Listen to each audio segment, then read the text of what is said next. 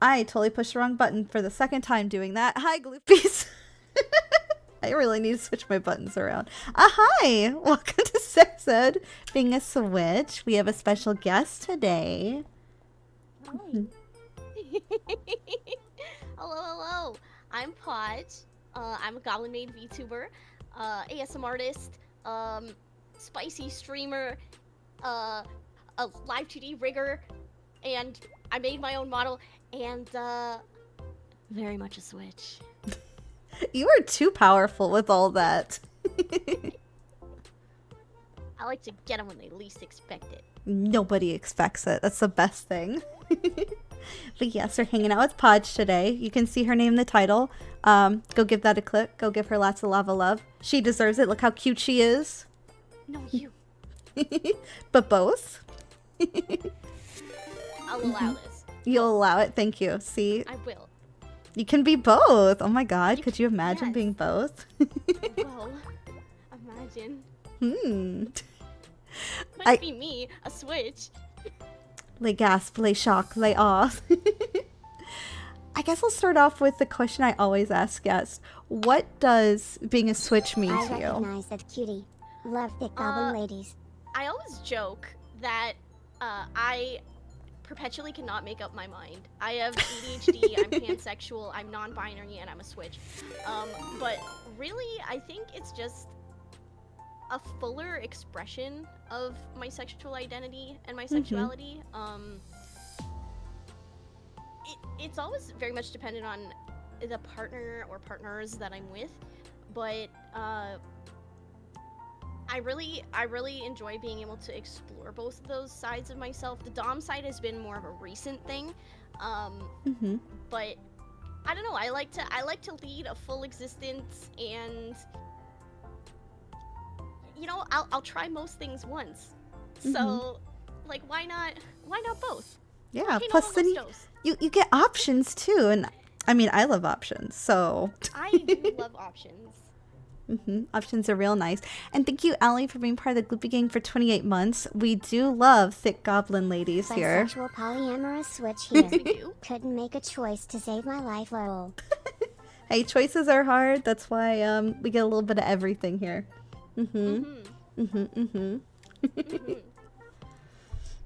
So, when did you realize you were a switch then? Because I know it can be hard because usually, like, as a lady, you're generally put into a specific box.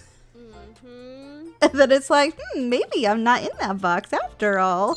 Yay, 33 months already. Slowly getting closer to 3 whole years. Also, I'm already looking forward to being part of the Vibe Squad tomorrow and catch up to the stream. In it with, like, we weren't dating, but we messed around sometimes, and this was also the first girl I was ever with too. And I found I really enjoyed taking a more dominant role with her, because up until that point, I had been in relationships where I was very much the submissive, sometimes not by choice. So it was really cool to kind of let that side of me out. It's also because, you know, it's hard when someone's a lot bigger than you. It's hard to, when you have no experience, to just be like, I'm gonna dom you, because like you have no basis. You can't move them around. They're bigger than you. I'm very small.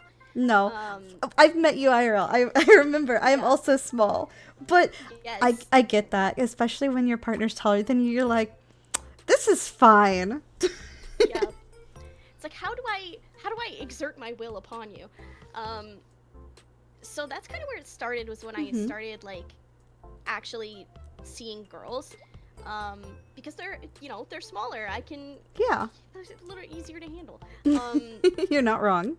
Yeah, and then kind of conversely, when I was with my ex-wife, she always really wanted to be in that submissive role and kind of expected me to take that dominant role. And I never really got to, not never, but like very rarely got to have, you know, those submissive experiences. And I missed that too. So I was like, okay, so clearly I enjoy dominating, but I also enjoy submitting. And when I go too long without the other, you know, I miss it. Yes. I 100% understand, because, fun fact, I'm also a Switch. Heck yeah. Mm-hmm. But I definitely feel that. And also, thank you, Phoenix, for being part of the Gloopy Gang for 33 months. I hope you enjoy being part of the VOD squad for today. 33 months, wow. I don't even know how long that is. That kind of breaks my brain to think about. So, Yeah. it's such a high number. Mm-hmm. I agree with you, though, because I feel like, at least for me, like, being with ladies makes it a lot easier to, like, take on a kind of dominant role. Mm-hmm. I don't know if it's just because I'm also a lady, and it's like, this makes sense. Yeah, and it's like you're not feeling that pressure to submit to a certain expectation. Yeah, definitely. But I mean, I've also had, you know, non-binary and male partners who really enjoy being dominated, and it wasn't until, like, after my ex-wife and I divorced that I really kind of gained the confidence to be like, yeah, I could be a short dom, let's go. Like, you know, I always say your height doesn't matter when you're on your knees. Exactly. So, yeah. Yeah. I mean, I also feel that because Bill is taller than me IRL. Yeah. He's very submissive, but he's so much taller than me, and I'm like, shit, I gotta get on my tiptoes now. Yeah. But it's so cute when you can, like, exert, like, I say it's cute, but, like, it's great when you can exert that power while looking up at someone. Yeah, exactly. It's like, I know what I'm doing to you. And, like, it makes the payoff so delightful. It really does. Yeah. What if I'm taller than you on my knees? Well, how fucking tall are you? Like, holy shit. Yeah, damn. Damn, chat. I'm 4'11". How tall are you? That would actually be really wild to think about. Yeah. Listen, I just roll up to my partner's place with a metal chair. It's like, I'm gonna stand on this. Hold up. No, see, when you're shorter, you just pull them down to your level, and you're like, see, isn't this better? Yeah. Also, like, there's something to be said for men in collars and leashes, because when yes. a man has a leash on, you just pull them down. You know, you get your big scary dog. You just grab it and tug. Yeah. Even big scary dogs can be good boys. Anyone can be a good boy. I just find it funny you mentioned collar, because I literally got Bill a collar when he came. I keep talking about getting one for Getting, but he does have one that says good boy that someone got him off throne. Oh my god, I love that. But you know, you gotta give him like a personal one. You gotta give them a personal touch, right? A special one, you know? Yeah. Yeah. I There's love something that for him. special about it, you know? Yeah, it's like, you know, it's like the consent, right? That, you know, you pick out a collar for your partner and they want to wear that for you, and it's like you've consented to this, like, exchange, and, like, also this exchange of power. Like, I think it's neat. It's very neat. Yeah. Yeah. Okay, so as a Switch then, do you also like wearing a collar? Yes. Yeah. It's great vibes, isn't it? Yeah, and it's so cute. Like, I look really cute in a collar. I think most people look cute in a collar. Just, you know, I'm saying they look great on people. Yeah, you know, the collar and the cat ears. Get a little tail in there too. Yeah. Listen, I just recently tried stuff there. And now I'm like, oh, I should get a tail. Hey, life's about trying new experiences. It is. I will try most things once. I agree with that. I won't say all things because there's some things you shouldn't be trying, but like, there's a lot of things I will try. Yes. Big agree. I know that, at least for me, I feel like being a Switch helps me in a way because you get to experience it from both sides. So you kind of get to, like, you know what you like and what you can do in those situations to make the other person feel good depending on the role they're in. Yes. Yeah. And I think that's incredibly important, especially in BDSM practices. Like, you need to know what it feels like to, you know, be bound or to be hit, or, you know, you need to know the type of pain you're inflicting so you know how to control it. So while it's like fun, it's also sort of a safety and practical kind of thing. Like, I would never use a toy on someone that I haven't tried on myself. That's actually really smart, because then you can expect what it will do. Yes. And like the movements you should, like flogging, for example, like where to hit, how hard you can hit, like the movement of your arm to get a proper, like, you know, connection, just to make sure you're doing everything safely, and like and also, you know, it's a great way to find out what feels good too, like, because heck, you might like it too. Like, I love both aspects of that, so like, surprise, surprise. Yeah. We learn something new every day. Hey, I love learning new things. Me too. What's your favorite thing about being a switch? My favorite thing? Yeah. I think it kind of ties in with that. Like, like you said, I get to experience things from both sides.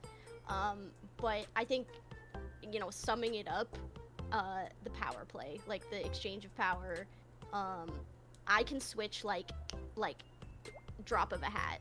So if you, like, if I'm being submissive and you give me like an inch of weakness, I will take it, and then I will, you know, turn the tables.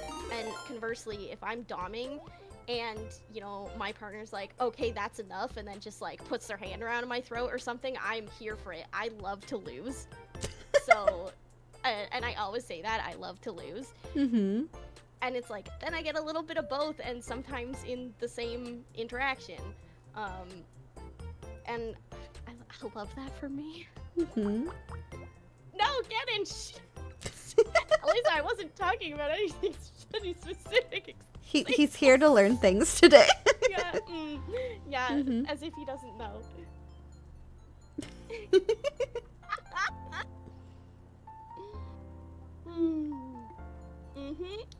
Yep. So have you been with someone who's a switch then? Because I personally haven't, but I feel like it'd be really nice, because then you can just like flip-flop, you know? Yes, and actually, like, Ruin and I have been very open about this. Like, we broke up a little bit ago, but Rue is a switch also, and he was actually the first switch that I had been with. So that was very interesting. Whereas Geddon is very much a dom, but that's fun for me too, because it's like, okay, what's the sort of dynamic here that gives us those like power play moments without like crossing a boundary?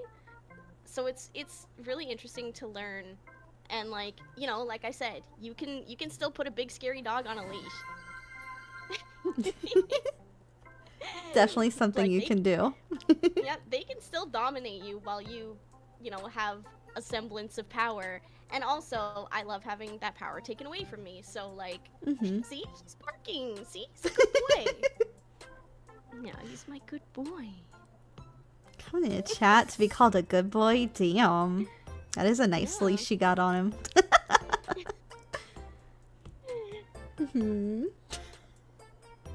Just over here gonna tease him. It's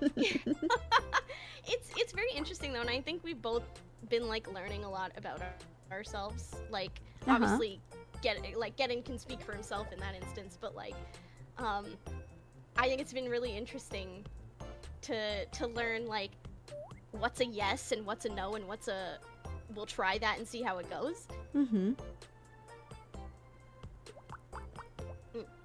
There's a lot of things you can learn. Yes. So do you use, because I know there's like a yes, no, maybe, do you use the like green, yellow, red kind of thing? Yes. Yeah. Yes. Yep. for folks in the chat who don't know, green, enthusiastic, yes. Yellow, slow down, pause, maybe switch to something else. And red is hard stop. But you know what? It's important to have. Yes, it's super important. I see someone in chat said 2 bratty switches is a lot of fun, and I mean, and I have bratted a lot in my life, but you know what? What? This is the first time I've been with someone dominant where I haven't wanted to brat. Really? Yeah, like I don't hard brat at getting. I want to be teehee woo good girl. Oh my god. I don't know, like, did he break the brat in me? I don't know. He just brings out the woo good girl in you. Yeah. I have no reason to brat to him. Oh my god. I am 100% a brat even when I'm a dom. And it's amazing. I will be such a brat to Phil that I literally have brought out, he's got like 99% sub and 1% dom. I have brought out that 1% dom a couple times in him just because I've bratted so hard. He's like, okay, what are you doing? You need to stop this now. But like in a fun way, you know? Oh my god. I love that. He brought out the crabby claws. He's like, okay, the claws are out now. Yep. It's pinching time. I love that. I think that's adorable. And like, you know, as long as it's like consensual bratting and everyone's having fun, then it's like, it's all good. I mean, sometimes he'll be like, you're just being obnoxious now. And I'm like, okay, maybe you want my mommy voice now? Will that make it better? But it does make it better. But at least you have that communication, right? Where he can say like, okay, this is the limit. And then you can move on from there, right? Yeah. Well, because literally just because like I could say the same exact thing like in my kind of like hee hee hoo hoo kind of, you know, being a brat moment, or then you just like drop your voice down into like more like, oh, you do like this? Is this better for you? And I can say the exact same things. And he's like, okay, now that hits. Yep. It's about the delivery. Exactly.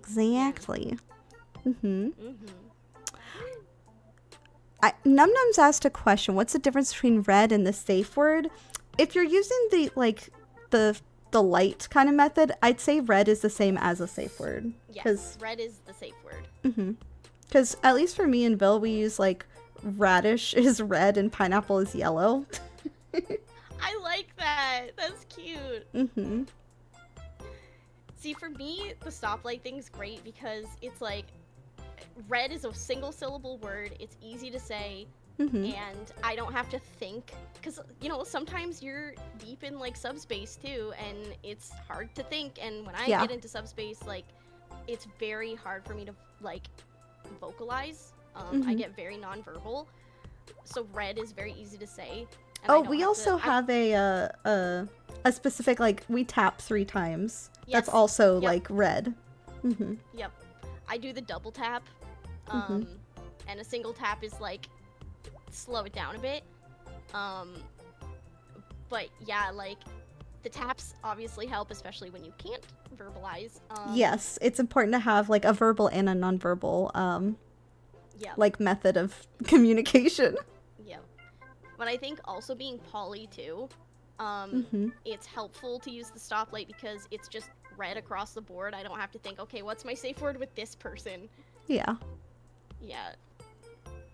That is very smart. And that's pretty standard in like BDSM too. Like if you go to an event, usually they'll run with the stoplight system. I know, at least more recently, I feel like it's also gotten more popular rather than just being like, you know, just the one safe word. I feel like the stoplights come into like more commonality. Yeah. I think it's sort of one of those things where like we're becoming more open about talking about this kind of stuff. Yeah. And there's, you know, places like this where people can talk about it. And first of all, we love to see it. And I like that, you know, it's becoming a bit of a standardized thing because, like, everybody, well, okay, I don't want to speak for everybody, but kink is normal. Oh, like, definitely. Like, it's not as weird as people think it is. No, like, we all have our fantasies. We all have our desires. Like, kink is a normal thing. And even for someone who is asexual, like, that's why I love talking to Vil, and I love that Vil is very outspoken about this too, because, like, asexual people can have kinks too. They can. And I think a lot of people, like have a misconception about that. Like, well, I think a lot of people think asexual equals sex repulsed, which some it does, but that's not every single asexual person because there's like a wide range of them, you know? Yes. So I think it's really wonderful that there are people in these spaces who are ace who, like, will openly talk about kink and, you know, have a voice about it. Like, we need more of those voices. Because it's good to hear about it from, like, different perspectives. Yes. I'm very passionate about this. I can tell. If you can tell, I'm also passionate about it. I know, and I love this. I love this for us. But I love getting to talk about it because it helps normalize it to people. So people also don't think things are weird. Like, oh, I like being a top and a bottom. That's weird, right? Nope, it's totally normal. There's nothing wrong with it, you know? Lots of people do that. Like, lots of people think slime girls are hot. I mean, who could imagine slime girls hot? Hello? Wow. Never in my days. A hot short stack? Whoa. Okay, but now you're getting a little silly. Hey, I love a good short stack. Me too. Part of your balanced breakfast. Exactly. It can be the short stack. I can be the strawberry syrup on top, you know. Balanced breakfast. Let's go. Oh my god. I'm calling it strawberry short stack. That's our ship name. Oh yeah. I'm here for it. I live for it. I mean, green and pink go great together. I'm just saying. They do. It's a very fashionable combo. Chat, you know, if you guys are, if any of you do the arts, you know what to do. Ayo. I mean, we're both switches. We could be anywhere in that type of art, you know? You know, I'm just saying.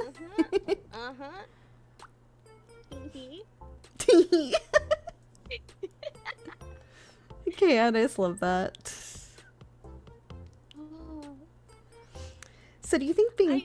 Go ahead. Oh, I was just gonna say, I love that there's, like, so many folks in chat, too, like, sharing their experiences. It's always nice, because that's one of the reasons I like having a space like this, because other people get to come share their experiences, and also get to feel normal, you know? Yes. Yes. Because you can be a lot of different things, like... People are multifaceted. You don't have to just be one thing. And you can like lots of different things, and that's okay. Yeah, people are like shiny rocks. We're all just shiny rocks? We're all just... That's why I love you all, because you're like shiny rocks. That's so wholesome and cute. Oh, you can drop questions in chat or in the Twitter thread, Kinky Sadist. Both are good.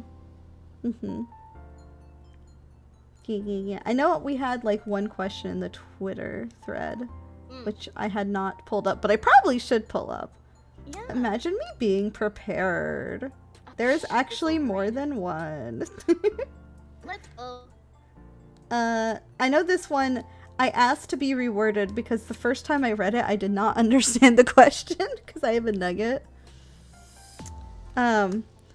But the question is, say a person identifies as a switch, but they're usually a dom. Is it uncommon for them not to be a sub purely because they feel they haven't found the right partner to explore that side properly? So I think I kind of touched on this earlier. I would definitely say yes. Like, it very much depends on who you're with. Like, with my ex-wife, I was actually quite uncomfortable being a dom because it was like expected of me all the time, and I didn't like. it was a weird instance where I had really low self-esteem at the time, so it was very hard for me to put on like that dominating persona when I felt like garbage most of the time. Whereas now that I have like higher self-esteem, I'm like, yeah, I'm a bad bitch. So you are a bad bitch in the best possible way. So like there's absolutely, you know, you may have a partner where you are absolutely not comfortable expressing a certain facet of your switchiness with them, or you know, their sexual preferences don't align with that switchiness. I've found that in being poly, I have been able to kind of have instances where I get to have the best of both worlds, because if one person is fulfilling one thing for me, someone else might be fulfilling something else. And it doesn't mean either of them are lacking, but it is wonderful that I get to express both sides of my switchiness. So see, that's totally one really nice thing about being poly. You get a little bit of everything. Yeah.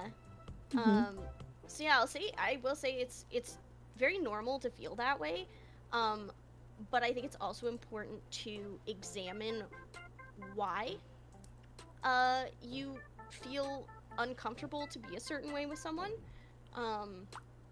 because in my case it was a deeper underlying issue with the relationship, in that my ex did not make me feel good about myself as a person. I'm sorry to hear that. I also was in a situation with my ex, but I was forced into a submissive role, which I can enjoy, but when it's like all the time, it's like, I don't enjoy this anymore. Yeah. So, yeah, it's tough. Like, and I mean, you can certainly be in an instance where like your partner is, say, only dom, so they don't want you to dom them, and it can still be a healthy relationship. But in my case, it was not. Again, obviously, you can have a happy one where you're only one thing. It just really depends on the person you're with, I feel like.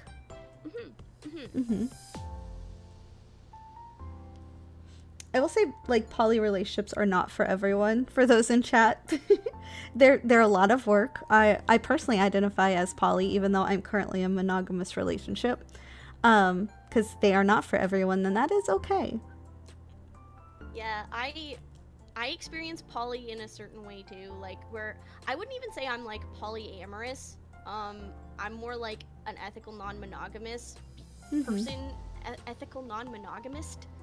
Because I usually only experience romantic feelings toward one partner, whereas my other partners are more casual, like physical, sexual, like I can still be like totally comfy besties, like it's more like friends with benefits sort of things. Some more like open relationship than emotional ones.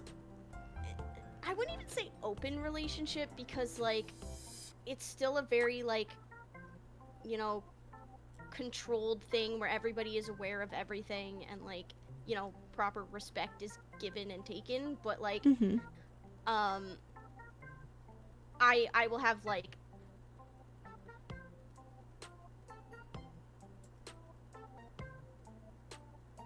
you'll have like, oh shoot, I lost Podge. Now the question is it my internet or Podge's internet? I killed Podge. I did not kill Podge. My romantic partner, and then are you back? I think I'm back. Am I back? Okay, you are not in the VTube studio. You completely were gone. Like your model's gone and you were not talking at all. Podge down, Podge down. It's saying connection to stream servers failed, so I might have to restart VTube Studio. Womp womp womp womp. Give me 1 sec. No, you're fine. It was just really funny because I'm like, are you okay? Because you were completely frozen, and I was like, oh no, is it my internet or your internet? we've had really strong winds here, so I would not be surprised if it was mine. Mm-hmm. So let me try to reconnect to the VTube studio thing. Ethical non-monogamy is what me and my partners identify our relationship.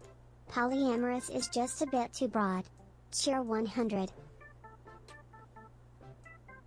I guess that makes sense, Foxtrot, because, I mean, however you want to label your relationship is important. If you want to be ethical non-monogamous versus polyamorous, it's just whatever feels right to you. Yeah. Mm-hmm. There. I see you now. Oh, I think you're loading in. Maybe. There you are. Hello again. Yay, hello. Welcome back. Sorry about that. I mean, it's not a VTuber stream without a little bit of scuff, right? It's true. I have to disappear now and then. Just every now and then. I must return to the walls from whence I came. Oh my god.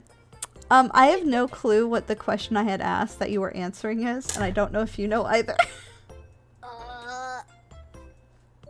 If not, we can just move on. If it comes to me, I will think about it. If anyone in chat remembers, refresh our little nugget brains.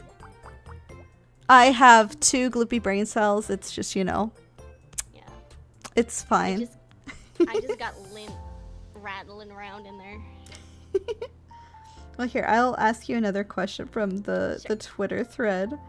Do either of you have relationships where you are primarily or entirely one role, and then other roles in other relationships? Or is it more switchy within each? Yes. I've had all of it. I've had all of those things.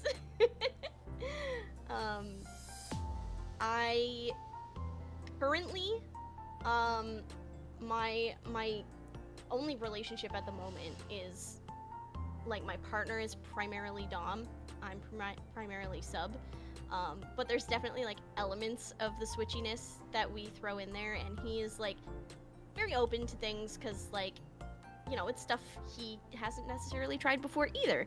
So, you know, if I'm like, I would love to put you on a leash, he's like, okay. Mm-hmm. But yeah, like I said before, I've definitely been in, you know, only dom relationships, only sub relationships, bit of both. Mm-hmm. I'm kidding. It's just like, it's framing, right? Like, I think, you know, I can express those little moments of control while Geddon can still dominate me. Mm-hmm. And, you know, we can explore the kinks we want to explore.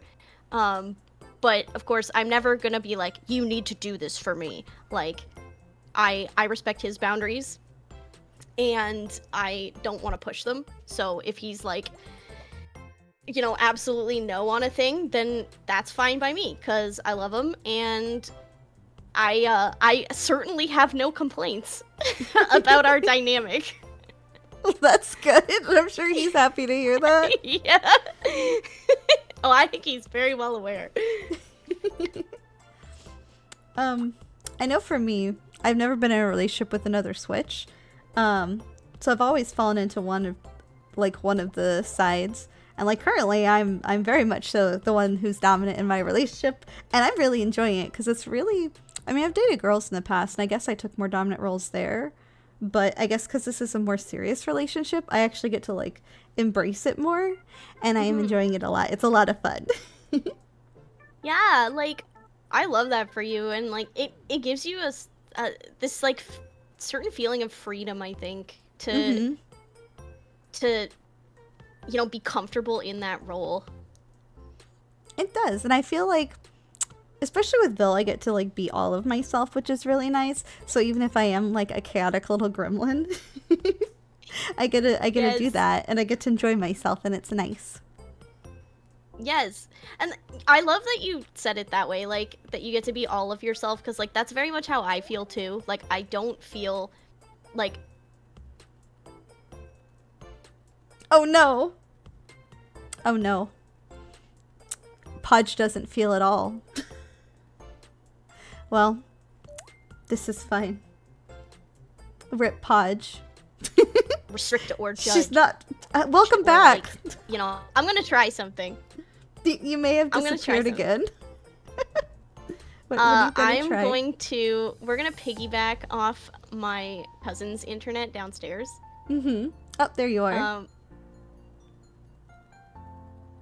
I might blip again, 1 sec. It's just really funny. Because you have these moments, like, you just like, I'm not feeling, and then you disappeared. Yeah, I'm not feeling. No, I was saying I'm not feeling like, you know, restricted or judged or like insecure, or like stifled. Like, I feel like I can very much be myself. Yeah. To the point where, like, I've never felt comfortable, like, singing around my partners, whereas Gedden and I send each other stupid videos of each other singing all the time, or we'll, like, walk around the house singing at each other, like, we'll sing in the shower. That's so cute! I'm outing Gedden as a good singer. I love that. I mean, you gotta out your partner, right? Yeah. Mm-hmm. That's so fucking wholesome, though. Holy shit. Yeah. We're both goobers, and I love that we can both, you know, feel free to be like that. Mm-hmm. It's very new to nice. Me. Mm-hmm. Mm-hmm. Sing Redeem win. Yeah. I don't know. That's a choice for Gedden. We'll see if he does that. You can't. Let's see. Do you find you have more fears as a switch, or do you gain more confidence from your experience on both sides? I wouldn't say I have fear about it. No. I think it makes me feel more fully myself. So yeah, it's definitely like I find it a confidence booster. I definitely agree. Plus, you get to see it from both sides, which helps a lot. Mm-hmm. Mm-hmm.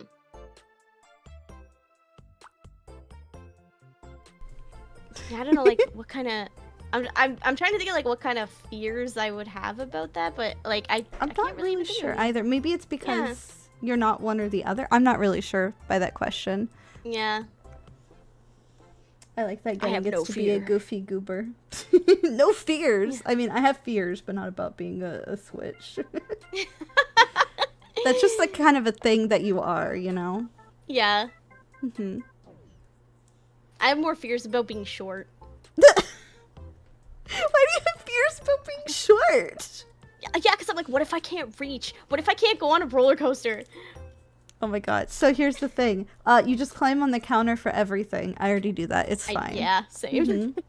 And if you still can't reach, you find someone taller than you and you're like, get this for me. Yes. And you look at them with puppy dog eyes. Yup. Mm-hmm. I always ask what the top of the fridge looks like, because I don't know. Oh my god. I actually got these really tall like platform shoes, and I was walking in them because I was like trying them out, and I was like, holy shit, I can see the top of my fridge. What is this? It's so dusty up here. Yeah, you find all the places that like you've never thought to clean, or you just couldn't reach, and you're like, shit. I mean, pretty much, because it's like I never see it, so I don't think about the top of my fucking fridge. And then it's like, wow, this is dusty. Short people fears. But see, you get to walk under branches and not be hit in the face, which is the best thing ever. And then you watch someone else, like you clear it, and then the person behind you, they get smacked right in the face. You're like, hey, sucker. Yup. And that's the tea. It is. Literally, my favorite thing to do as a short person, I'm not gonna lie. Yeah. Oh my god. Just like tee-hee-hee. Tee-hee. I see what you did there.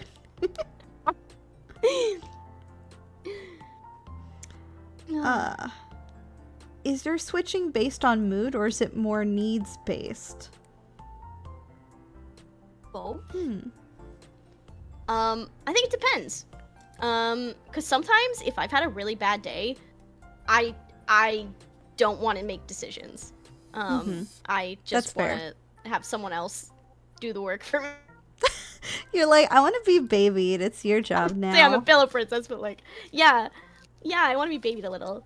I mean, I will 100% be a pillow princess. I don't give a shit. I'll be a passenger princess. I'll be a pillow princess.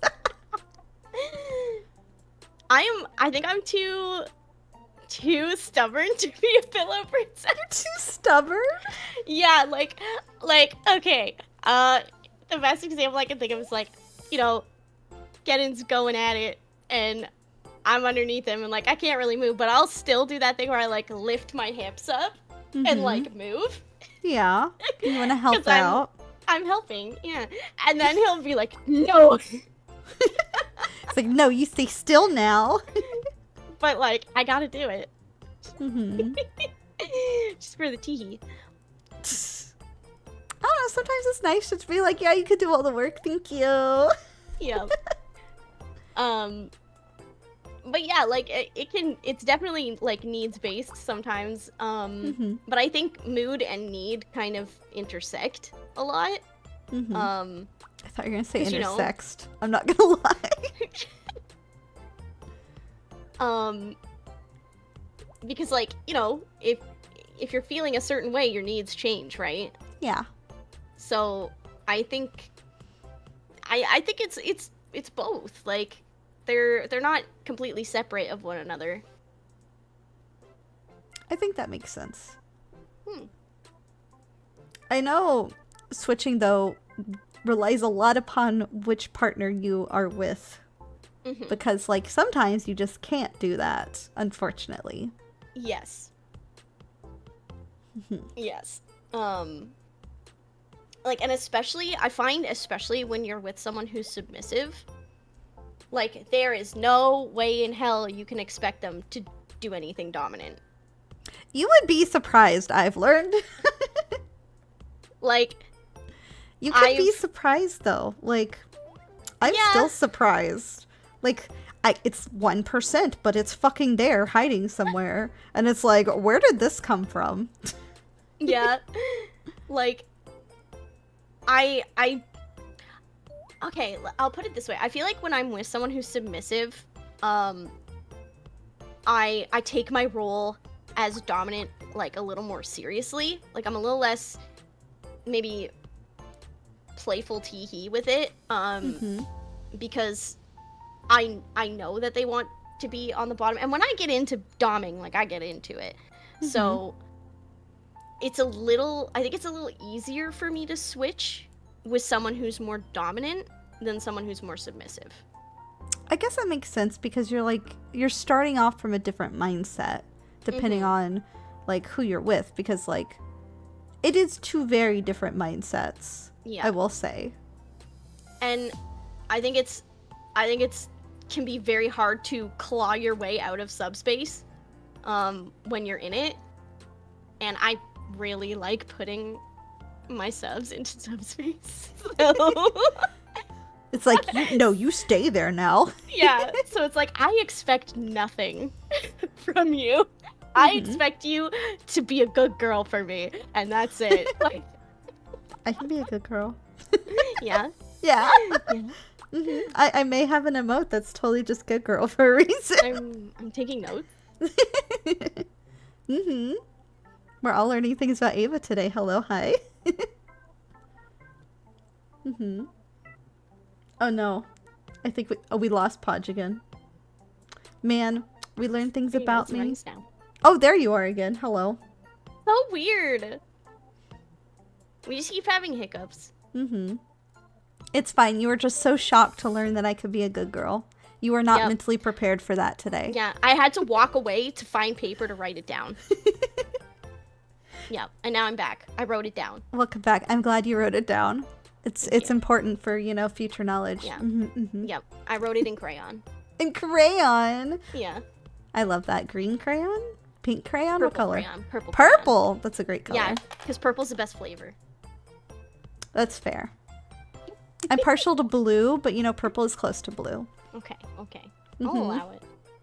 As long as you don't say something like beige. Ew! Then I'd have concerns. I'd be like, what kind of monster are you? That is sad for my mouth and for my eyes. Yes. beige. It hurts my soul, like all the beige moms, and I'm like, what is wrong with you? Where's your color? Like, you know, wow, live a little. Yeah, it's like, why would you want your whole house to be beige? Like, you could pick any color, and you picked beige. Yep.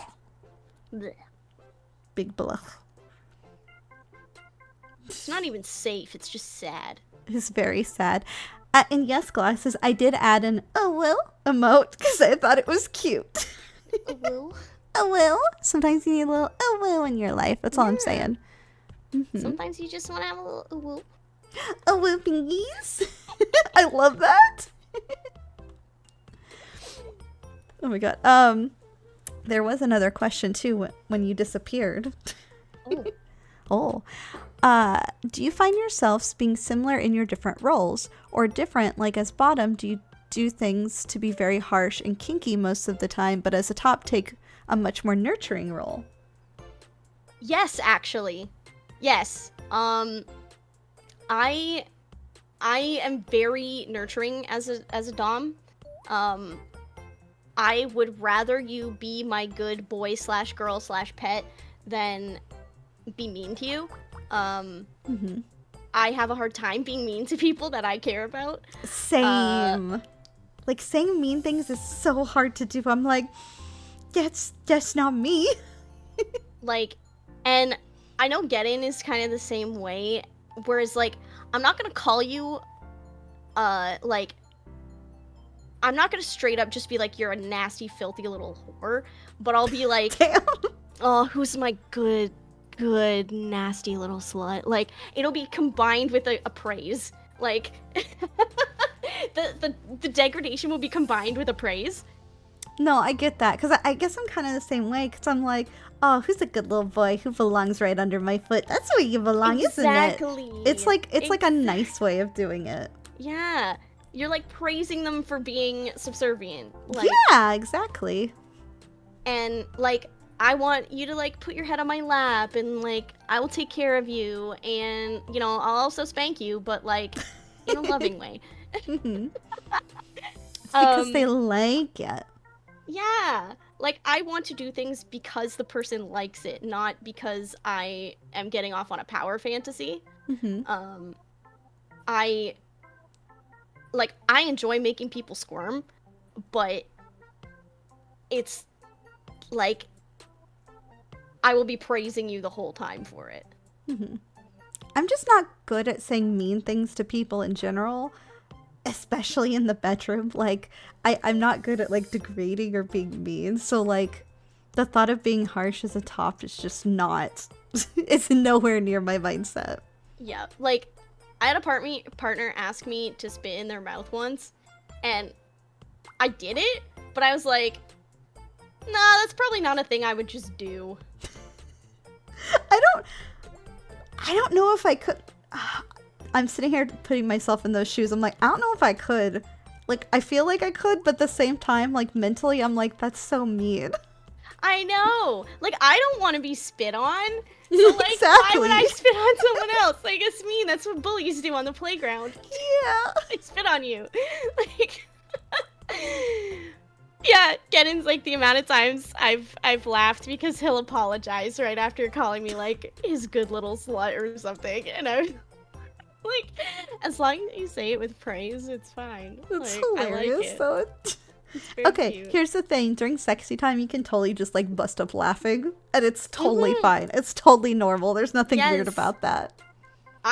If you can't laugh in the middle of sex, I don't want to be with you. Like, Exactly. you can't take yourself that seriously. Sex is weird, and, like, sometimes things are just hilarious. Yeah, it's weird and it's fun, and you should be able to laugh together. Like, Yeah, you know, exactly. if you try something and it's not, like, and it goes awry, and it's like, Yeah. you'll laugh about it. You're like, maybe that didn't work out quite the way we planned. Yeah, but Yeah. you know, it was worth a shot. Yeah. Yep. I mean, because that's what it is. You get to experiment and try new things with a person, and sometimes it doesn't work out, and then you have to laugh about it. But then, like, conversely, as a sub, I'm like, oh my god, treat me like a piece of meat. Like, Oh my god. I want you to lose your mind with your feral urges. Like, be an animal on me. Do it. Like, destroy me bodily.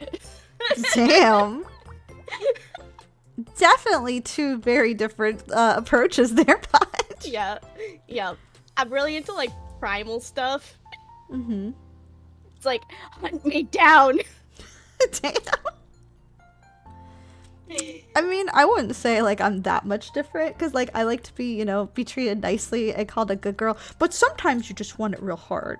So I mean, that's also a thing. Like I wanna be your piece of meat, but I wanna know that I'm delicious. You gotta tell me. Mm-hmm. You gotta tell me I'm good. I think everyone wants to like be told they're good though, Yeah. Mm-hmm. Like, I would much rather be told I'm a good girl than a bad girl. Exactly. It's like, I may be a brat, but I still want to be called a good girl. Yeah. Even if I'm being a little shit. Mm-hmm. Yep. It's hilarious. Listen, I know what I like and I won't apologize. Hey, you should never apologize for the things you like. Exactly. Unless Live your it's best illegal. life. We're not talking about anything Then illegal, you though. should absolutely apologize. I hope we're not doing illegal things. No, we're not. Suddenly illegal. Wait, is petty crime illegal? Oh my god.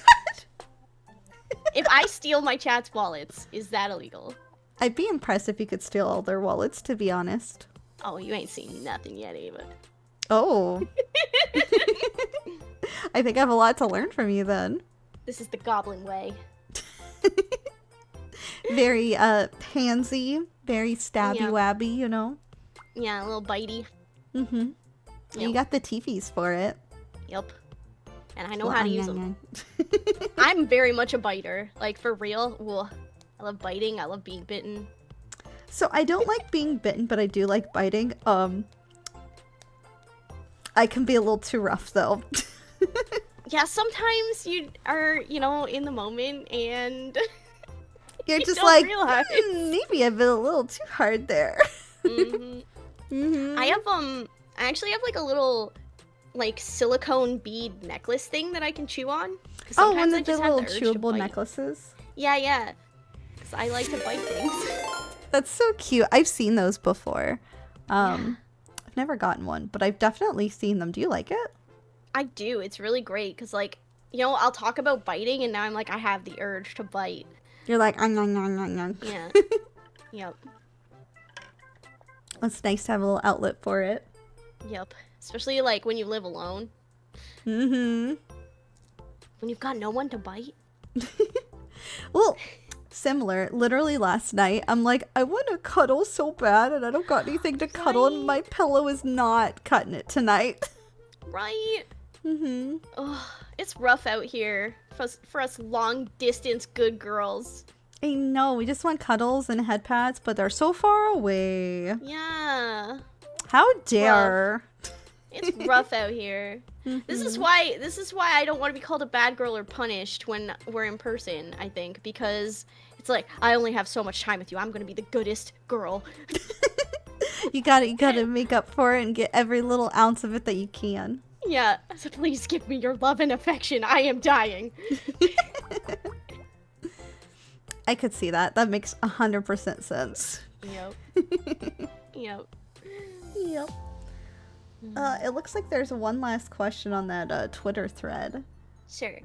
Have you ever had any negative experiences due to identifying as a switch? I mean, other than, like, the stuff with my ex-wife and my self-esteem and, like, I've been in a number of relationships that were not great and, forced into a role, but I don't think anyone has ever, like, been like, oh, you're a switch, ew. Like, it doesn't quite have the same connotation as, like, oh, you're bisexual or pansexual, you're just confused. Like, oh, people, God. I think... I hate when people tell me that. I'm like, ma'am, Yep. I'm not confused. Like, I also have the story of, like, when I told my mom I was pansexual and explained to her what that meant, she was like, well, how do you know? And I looked her in the eye and I said, how do you think I know? And she was like, "What? You haven't been with women, have you?" And I just looked at her silently, and she went, "I don't want to know." I love that for you. The only thing my my parents told me, because I identified as bisexual for a long time. I now identify as queer. But literally, the first thing my mother told me, she's like, "You have to pick one." I'm like, "No, I don't." Why? I'm Why? like, but I like options. Maybe we don't have to pick.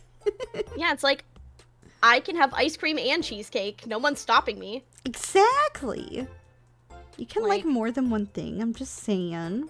Yeah. So, I don't think... I don't think people view it in quite the same way as, like, being bisexual or pansexual. Like, being a switch is... It's not really viewed that way. So, I don't think I've really had a negative experience I can't say that I have. As a switch. I mean, I will say more people look at me like I am submissive and treat me like I am submissive over than being like a switch or dominant. And I'm like, haha, that's hilarious. I'm actually not a bottom, thank you. And they're like, what the fuck are you talking about? I'm like, haha, if you knew. I actually find it really fun when people are like, oh, a bottom. And I'm like, you want to fucking say that again? It's like, do you want to fuck around and find out? It's like, do you know the percentage of my chat that calls me mommy? Same. It's a large percentage. That's one thing. So one thing that I hate, not specifically towards switches, but like towards people who identify as like a bottom or submissive, like they get a lot of like negative connotations, like, haha, you're a bottom. And it's like, but somebody has to be bottom. Like, why are you making fun of them? Like, if you're a top, wouldn't you want to have a bottom? Like, being a bottom's a good thing. There's nothing wrong with being a bottom. But it's like how people throw around bottom like it's an insult. Yeah, and I don't really understand it. It's like, why are you insulting the people that you would want to be with? It doesn't math. Like, I love bottoms. Same. They're very good. Like, we need them in our lives. We stand them. Yeah. So, I don't get the whole, like, oh, you're a bottom insult. Like, it's so it's dumb. Like, okay. But it's when people insist that you are something after you've told them. Oh, that's the worst.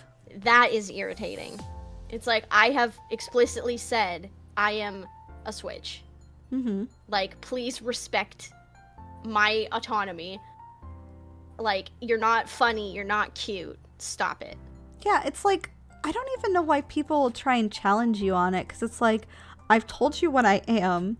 I can't make you believe that's what I am, but it's what I am. Can you just stop, please? And it's like, you're not gonna make me into a thing. Like, who do you think? You come into my house? I am my own people. I can be whatever I please. Yeah, like, you do not get to assign me a thing.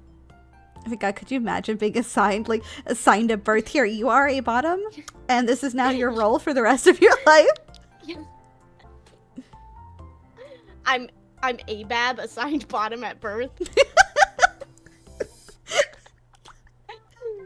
Sorry.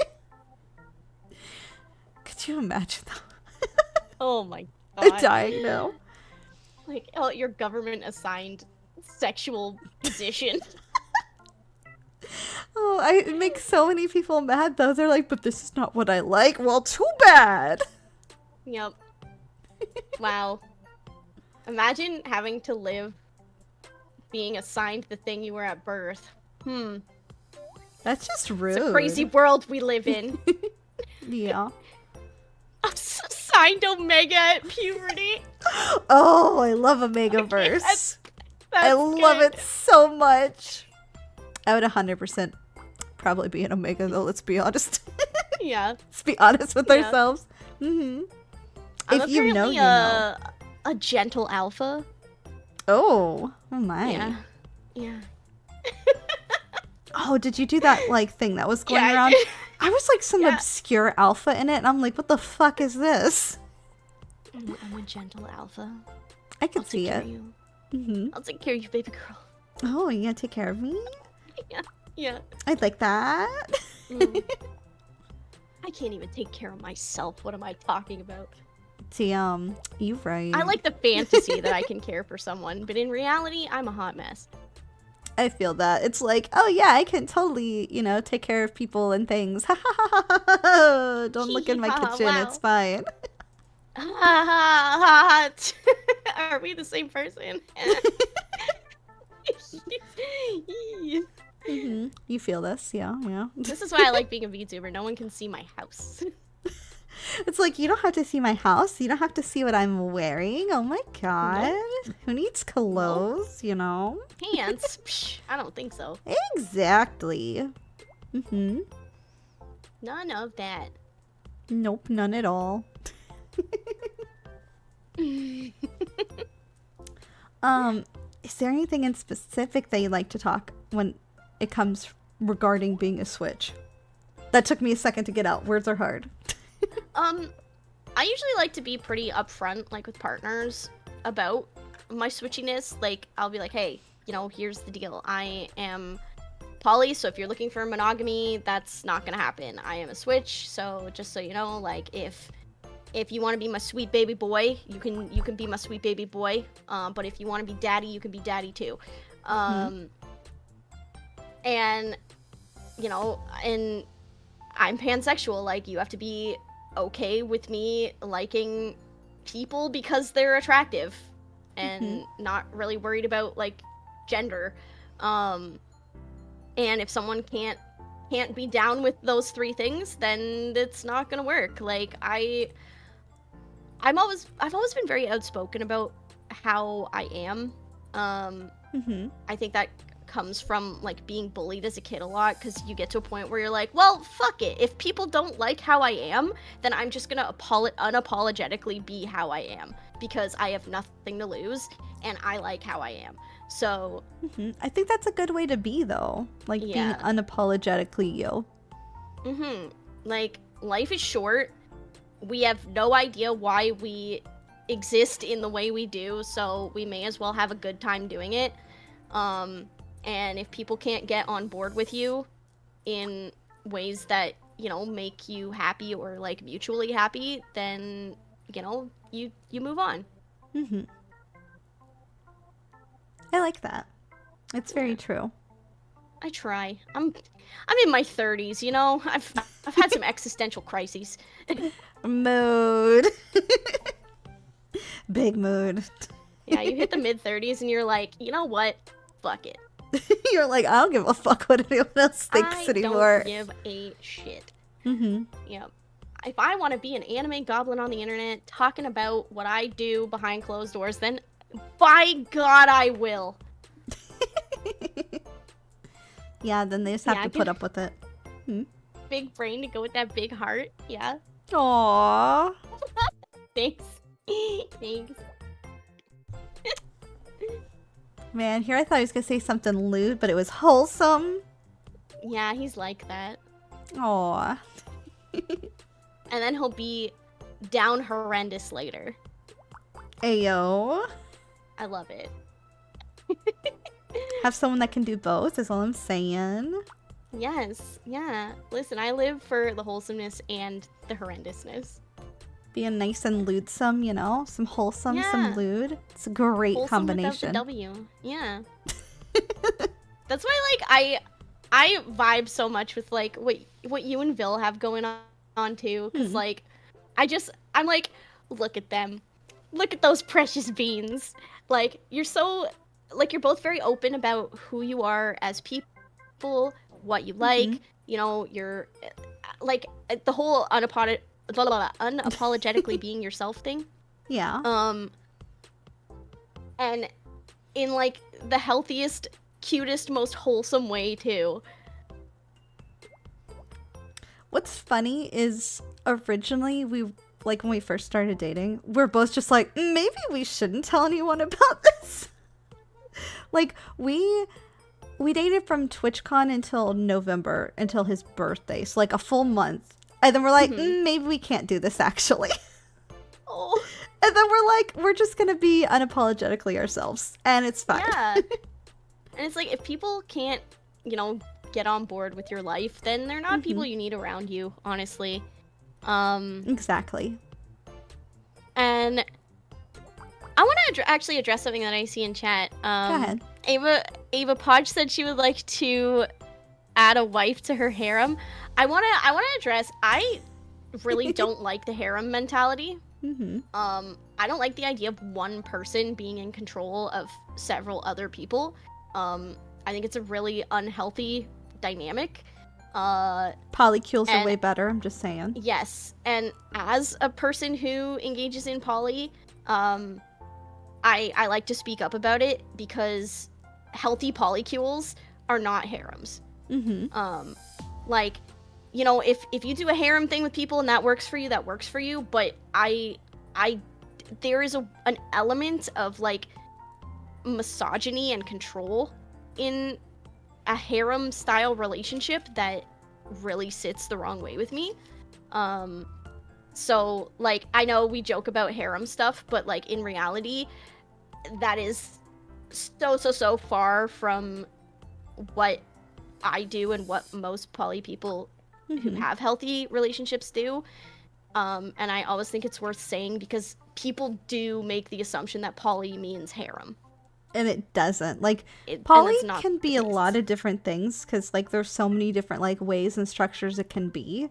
Like, I'm big on, like, thruples or, like, a V formation. Like, those are, like, my ideal type of poly. But there's some people who have, like, really extensive polycules where, like, they can have, like, I don't know, 10 people because, like, one person's dating one person who's dating another person. And it becomes a whole, like, web. Yeah, it's like a web.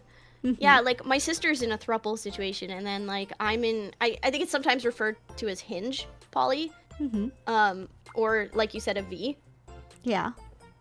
Where, like, get in would be the hinge. Or the point of the V. Yeah, that's the V. I haven't heard it called a hinge, but that also makes sense. Yep. So, yeah, there's many different, configurations for polycules. And there's no wrong way to do it. It's whatever's right for you. Exactly. Yeah. Thank you for saying that, because I agree. I mean, I'm not gonna lie, I do enjoy, like, a good harem-style game. But that's just because I'm a sucker for dating sims. But, like, in the real world. Like, the harem fantasy is, like, you know, you can have fantasies while still knowing that they're not healthy, like healthy or feasible in real life. Like, I like NTR stuff, but that's not a thing that I practice in real life. But like, I'll read an NTR manga. Yeah, because you're able to separate the fiction from the reality. Yeah, but like, I am so not into like actually practicing that kind of thing. It just makes me feel bad. I know what you mean. You're fine. Yeah, it makes me feel bad. Yeah, I like troop. I think that's cute. A troop. A name for a polycule, a troop. That's really cute. They could be a little troop together. I haven't heard that, but I like that. Yeah, I like that. Man. I just love poly things, and it's always just like, literally, I keep watching like rom-com anime recently, and I'm like, this would be solved if they were all just like, you know, in a polycule, or if they were a throuple, because I could totally see the two girls getting together too. Like, y'all could make it work. I'm just saying. Yeah, like when I'm having a rough time, I like to watch shitty reality TV. Oh my god. I'm obsessed with that Love is Blind show. No, I was literally about to say I've been watching that. Yeah. Oh my god. Oh my god. Okay. Are you watching the most recent season? I am. Okay, so I was just like, okay, so you know how like Chelsea is with Jimmy, but then there's also Trevor. Yeah. Oh my god. And never mind that Chelsea desperately needs therapy, but the way Jimmy and Trevor interact, I'm like, if they just both dated her, then it wouldn't be an issue. Exactly. Like, they seem like they would both be so comfortable if they were both dating her, but like, they just have, this does not click. I It's just, because I think it's because people don't see it as an option because monogamy is so, like, ingrained in society. It's like, but it could work so well. Like, holy shit.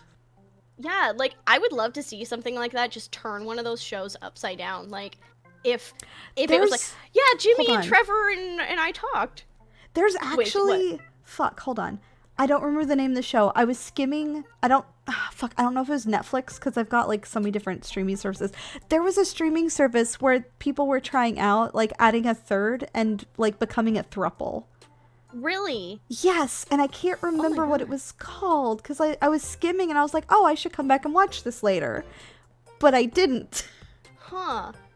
Because, like, there's just so many instances where, like, but I love them both. And it's like, well, I have news for you. It's like, you can have love a them solution both. to your problem. And, like, the way those two get along, I'm like, you could totally, that could be a throuple. Mm-hmm. It'd make life so much easier. But here we are. I wish more people were, like, open to, like, the idea or possibility of it. Because most people are, like, very closed off. They're like, no, I would never do that. That's... no. But, like, some people are like, I'm not sure if that's my cup of tea, but I'm willing to try. Like, I think that's fine. And, like, I wasn't sure about poly when, like, my ex and I started doing it either. And then we found out that we really loved it. Like, and, like you were saying, there's, you know, different formats of poly. And, for example... my sister's relationship, they're a throuple, but it's a closed relationship. Like, none of them have partners outside that. And, none of them want to. Like, it's the three of them, and that's what it is. And... like, that's my, like, ideal. Like, a throuple or a V. Like, chef's kiss. That's, like, my ideal version of poly. Yeah. And... this is my first time doing, like, a V, and, well, yeah, it kind of is, and it's been very interesting, and, like, I don't want to, like, throw out, like, too much personal stuff about our relationship, but, like, it is interesting to navigate, like, how you interact with the person that you're not dating.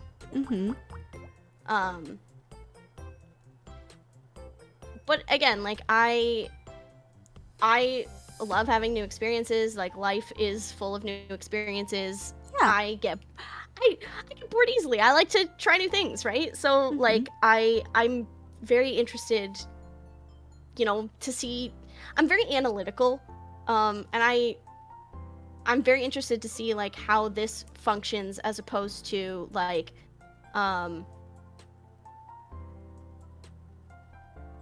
what's the... like a throuple? Yeah, a throuple, or, like, where you have, like, a couple, and one person in the couple is dating someone else, and the other person in the couple is dating someone else. So there's 4 people involved, but it's, like, 2 It'd be pairs. like a W, almost? Wait. Yeah. Like, I'm not sure. I'm trying to think of, like, the shape what's there. What's that called? I know what you mean, though. What's that called? Lethal Company. It's a lethal company. I mean, you're not wrong. Company. I mean, it is a polycule. But, like, what kind of polycule? There's probably a name for it, but I can't think of it right now. Yeah. Because, like, I've been in a V before where I dated a married woman, and me and her husband were, like, buds, and, like, I'd make out with her, and then we'd, like, high five. It was great. I love that. It was a great dynamic. That's beautiful. Just give your homie the finger guns. Pretty much. And then, like, we'd all hang out and, like, watch anime together. It was a fucking vibe, and I lived for it. It was great. That's awesome. I've been the married person in a polycule. I've never been the not married person. I was the not married person in that situation. Yeah. And, like, we ended on good terms. It's just they ended up moving, and they were not interested in, like, long distance, which, fair. Long distance sucks balls. I'm not gonna lie. Yeah. It's very hard. It's rough. Yeah. It's rough out here for us little guys. We'd be starving. Yeah. Ugh. Yeah. Wait, so Well, no. do you think being like in a long distance relationship and like being poly and a switch, like, does it have a different impact? Do you feel I think so. Because when you're doing long distance, like, it can be really nice to have the freedom to, like, you know, say, listen, Podge needs to go get her rocks off. Like, Damn. and to be able to, like, go on a date with someone and it not be, like, I mean, in my relationship, it's understood that, like, you know, Geddon is my romantic partner. Mm-hmm. And I think if I, like, it hasn't come up yet, but if I were to say, like, hey, you know, I have an opportunity to go get some, like, is that a thing that I can go do? Because I would like to. Like, I think that's helpful. Mm-hmm. Because, like, Geddon lives with his other partner. And I'm in Canada. So you're ways away. Yeah. But the situation hasn't really come up yet where I've, like, at least in our relationship, where I've had to, not had to, but wanted to be like, hey, can I, you know, go do a thing? But in my last relationship, like, that was very much on the table. Like, hey, we both live far away from each other. If you wanna go get some, go get some. Mm-hmm. As long as everybody's safe and everybody's on the same page. Which is important. Communication is important. Mm-hmm. Mm-hmm. That's the number one thing about poly is communication. Yeah. If you can't communicate with one partner, you can't communicate with more than one partner. I'm just saying. No. It's so important. Like, and yeah, communication is number one. Like, if I'm starting to date someone and I find that they are, like, emotionally withholding or, like, you know, not able to communicate their feelings or anything, I'm like, nope, it's not gonna work. I'm not even gonna waste my time. Like, you work on you, and, you know, maybe it's not the time, maybe down the road it might be, but right now, no. Like, Mm-hmm. I also am not here to fix somebody, right? Yeah. Like, again, I'm in my mid-30s, and I run my own business. Like, I have shit to do. I'm not here to fix you. So, that emotional intelligence and the ability to communicate is super important to me, especially because I am so busy.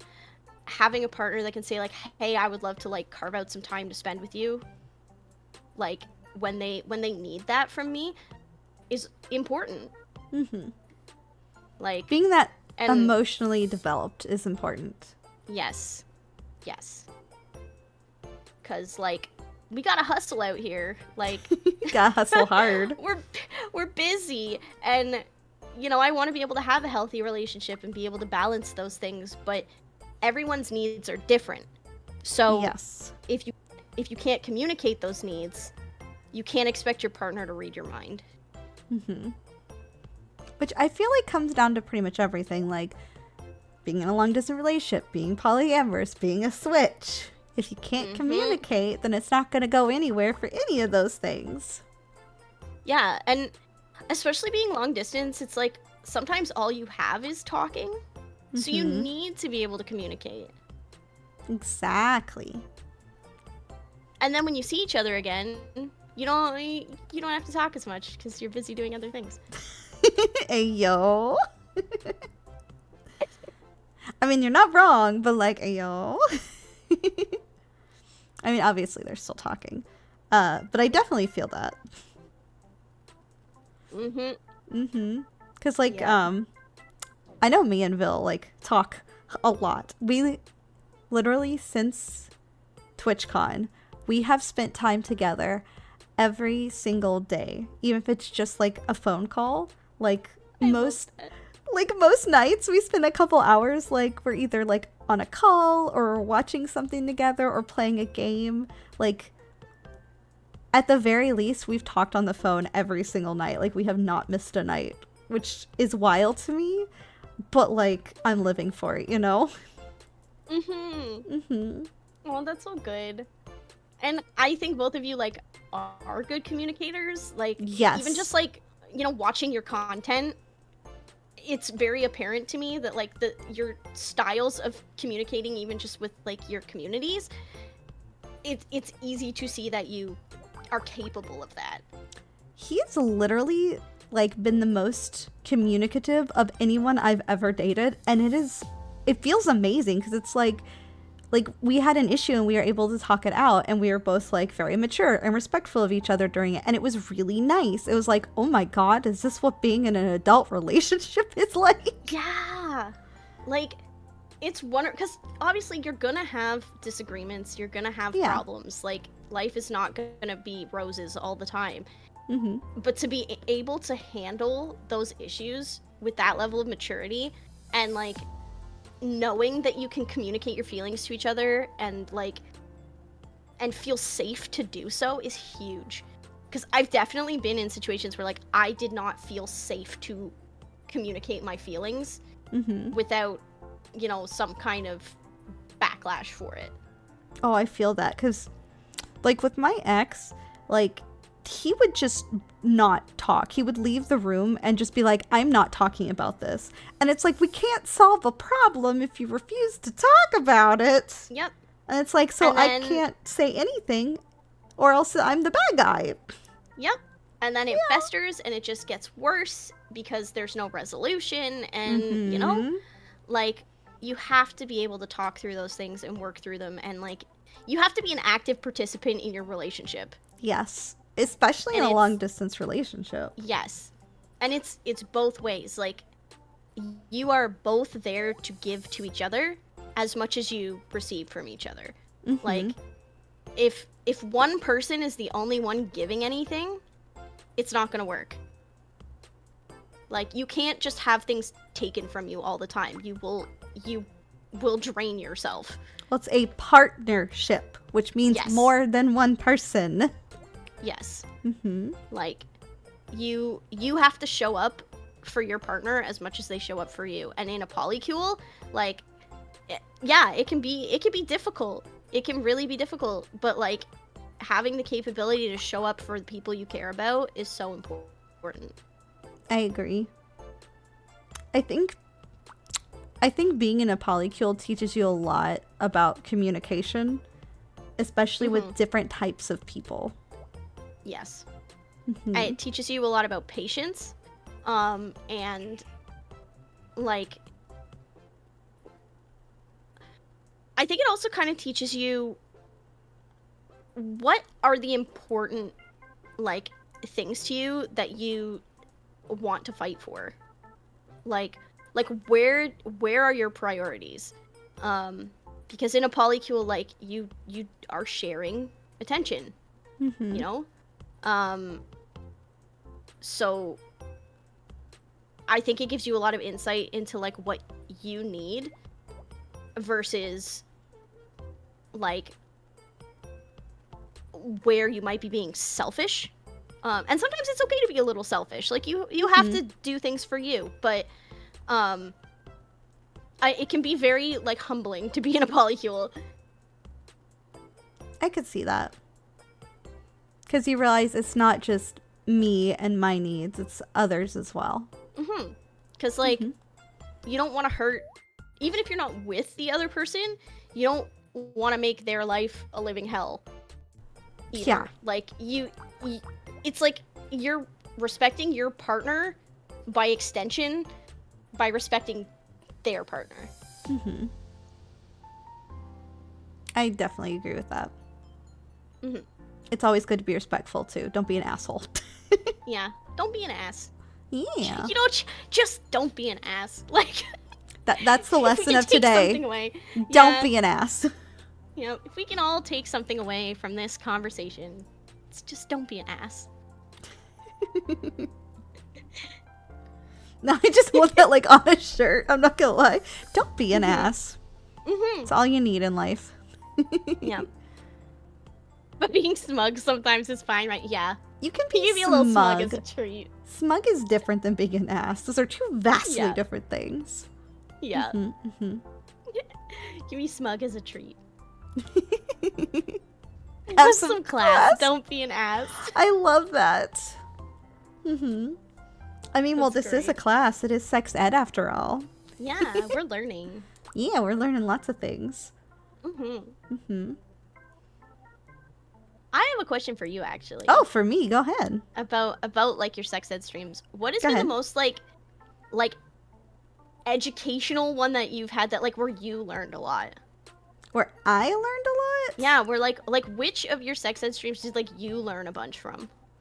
Man, it's hard to say because like I've done such a variety of them because I've done like some kink stuff, I've done sexuality things. I've literally done a sex ed 101. But like I already knew all that stuff. I taught my chat a lot of things. Like they didn't know some of the things. I'm like, haha. Yeah. I feel like maybe the asexuality and demisexuality, I feel like I learned some things about, especially like about myself because I got to talk with someone else about it. So I definitely say probably those.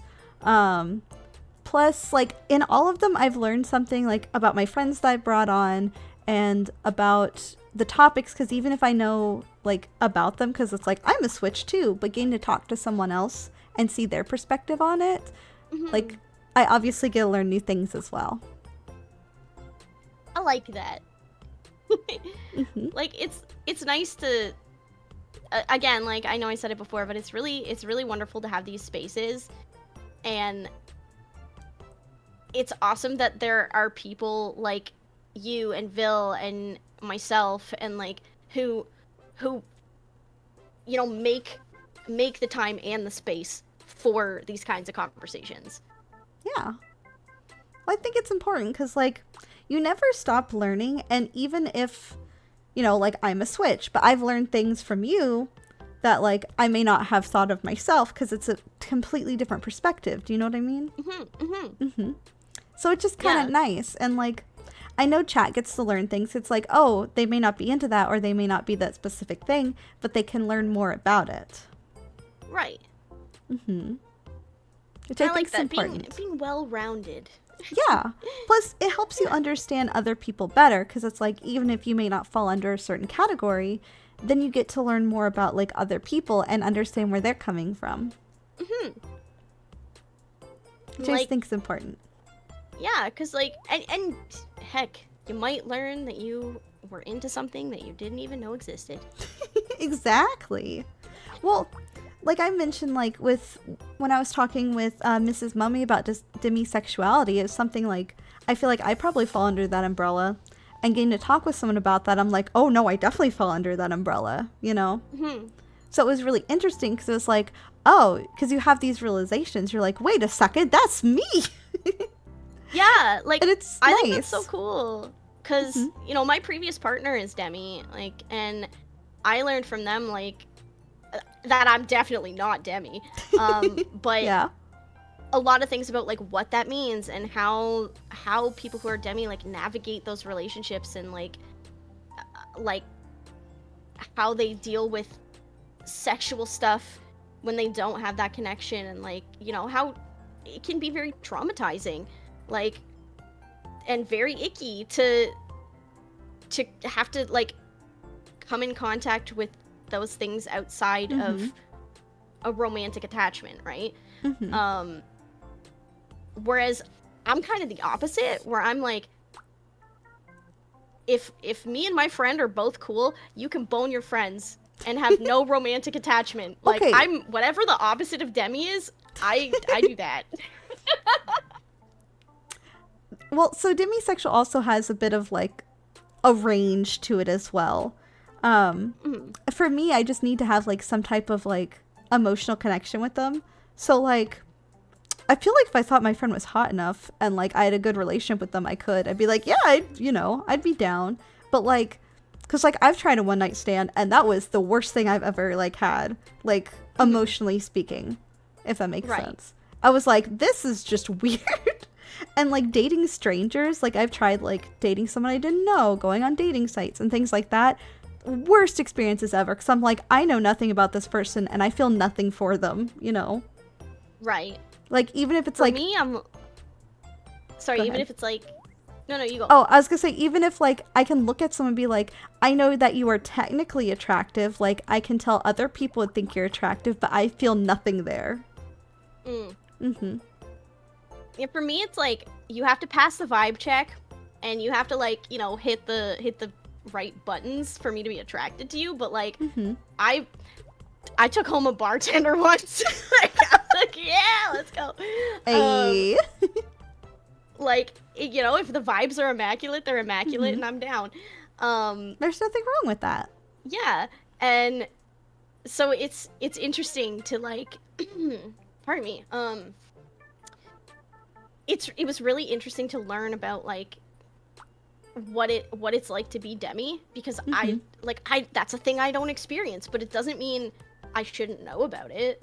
Like I want to respect all my demi friends, because I have a lot of friends who are demi. It's just nice to know, because it helps you, like, put a label on yourself in a way, because it's like, oh, that makes this make sense now, you know? Yes. Yep. And it, you know, it makes it make sense to people who are not that way too. So, like, I love learning all this stuff. It just fascinates me. Like, we're such complex creatures. I was gonna say humans are such complex creatures, but we're a slime and a goblin, so... Beings. We are beings that are very complicated. Yep. A lava lamp and a goblin. Yeah, exactly.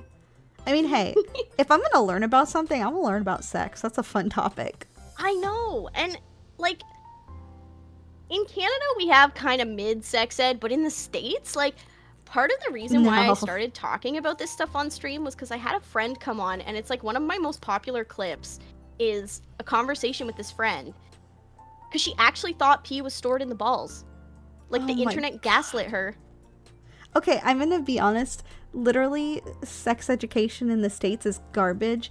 If you go to a private school, all they teach you is abstinence only. They don't teach you anything good. In public school, they teach you, if you do anything, you're going to get a disease, so don't do anything. Those are like disease the only things, and they show you, like, the worst fucking pictures ever, and you're like, oh no, I don't want my dick to fall off. Like, literally, that's the whole vibe. Yeah, like, she went to a religious school in Texas. So she was taught nothing. Abstinence only, Yeah, she legit asked me, like, so wait, is pee not stored in the balls? I was like, no, men have bladders also. Like, you know how we have bladders? They have bladders too. And then she's like, so it's not like one is pee and the other is semen? I was like, no. I was like, oh my god, we need to talk about this stuff more, you poor Americans. Holy shit. Oh my goodness. That would be impressive, but, like, damn, holy shit. That's... Yeah, sex education is not great. That's all I have to say. Like, we're out here. VTubers are out here doing the work. So America doesn't have to. God, maybe I should do another Sex Ed 101. Teach these people. Yeah. Okay, do you want to know what probably my biggest takeaway for people was from my Sex 101 stream? Yes. That it's important to pee after sexual relations so you do not get an infection. Oh my god, as a chronic UTI haver, yes, please, pee after sex. For the love of whatever is important to you, please, pee after sex. For guys and gals. People apparently didn't know that. They're like, what do you mean you're supposed to pee after sex? I'm like, yes, it helps clear out, like, that stuff. Like, it's good to do. Yeah. Especially if you're doing, like, oral. Like, you know how filthy your mouth is? I mean, all of it's kind of disgusting, let's be honest. But, like, your mouth is nasty. And you're putting your mouth on a part of the body that is extremely prone to infection. Yep. So, please, pee after sex. I beg you. I think that was the biggest thing people were surprised by, and I'm like, no. Trust me, man, I'm not lying. This is, like, the biggest thing you can learn today. Yeah. Oh, for real. For real. Yeah. Ugh. Wait, what do you mean in your school you had a gay classroom, a bi classroom, and a straight classroom? What? Wait, what? Chat, what? What? We didn't even get taught about, like, okay, because, I mean, I'm in my mid-30s, so, like, when I had sex ed, it was, like, the early 2000s. So, like, I don't even think that was covered in our sex ed. It was literally just all about, like, straight stuff, and it was just like, don't do it, you're gonna get these diseases. Insert pictures of diseases. Yeah, it's like, here's what happens when you get chlamydia. Yeah. It's you know what the biggest lie? A scare tactic. What? The biggest lie I was told during sex ed was that a period only fills about a teaspoon. And I was like, what kind of fucking teaspoons do you have? Because... No, I remember that, because I was like, I must be broken. Like, what the fuck is this? I know. I was like, am I dying? Because this is not a teaspoon.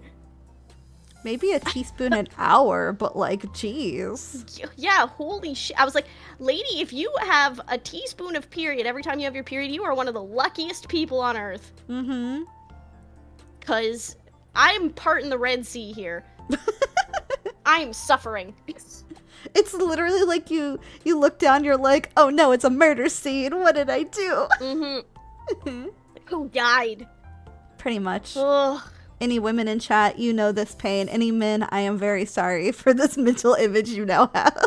Ugh, I was mortified. Like, this woman scarred me. I will never forget that. It's like burned into my brain, that information, because it was so wrong. She lied to you. Wrong. She lied to me. They wanted to make it seem okay when it's really not okay. It's not okay. Mm-mm. You know, when you say everything's fine, and it's not fine. I can't, chat. Why are y'all like this? Yeah. Mm-hmm. A red Simba. We're not talking about that. No, it's cursed. No. I hate it. 0 out of 10. I'm gonna go fight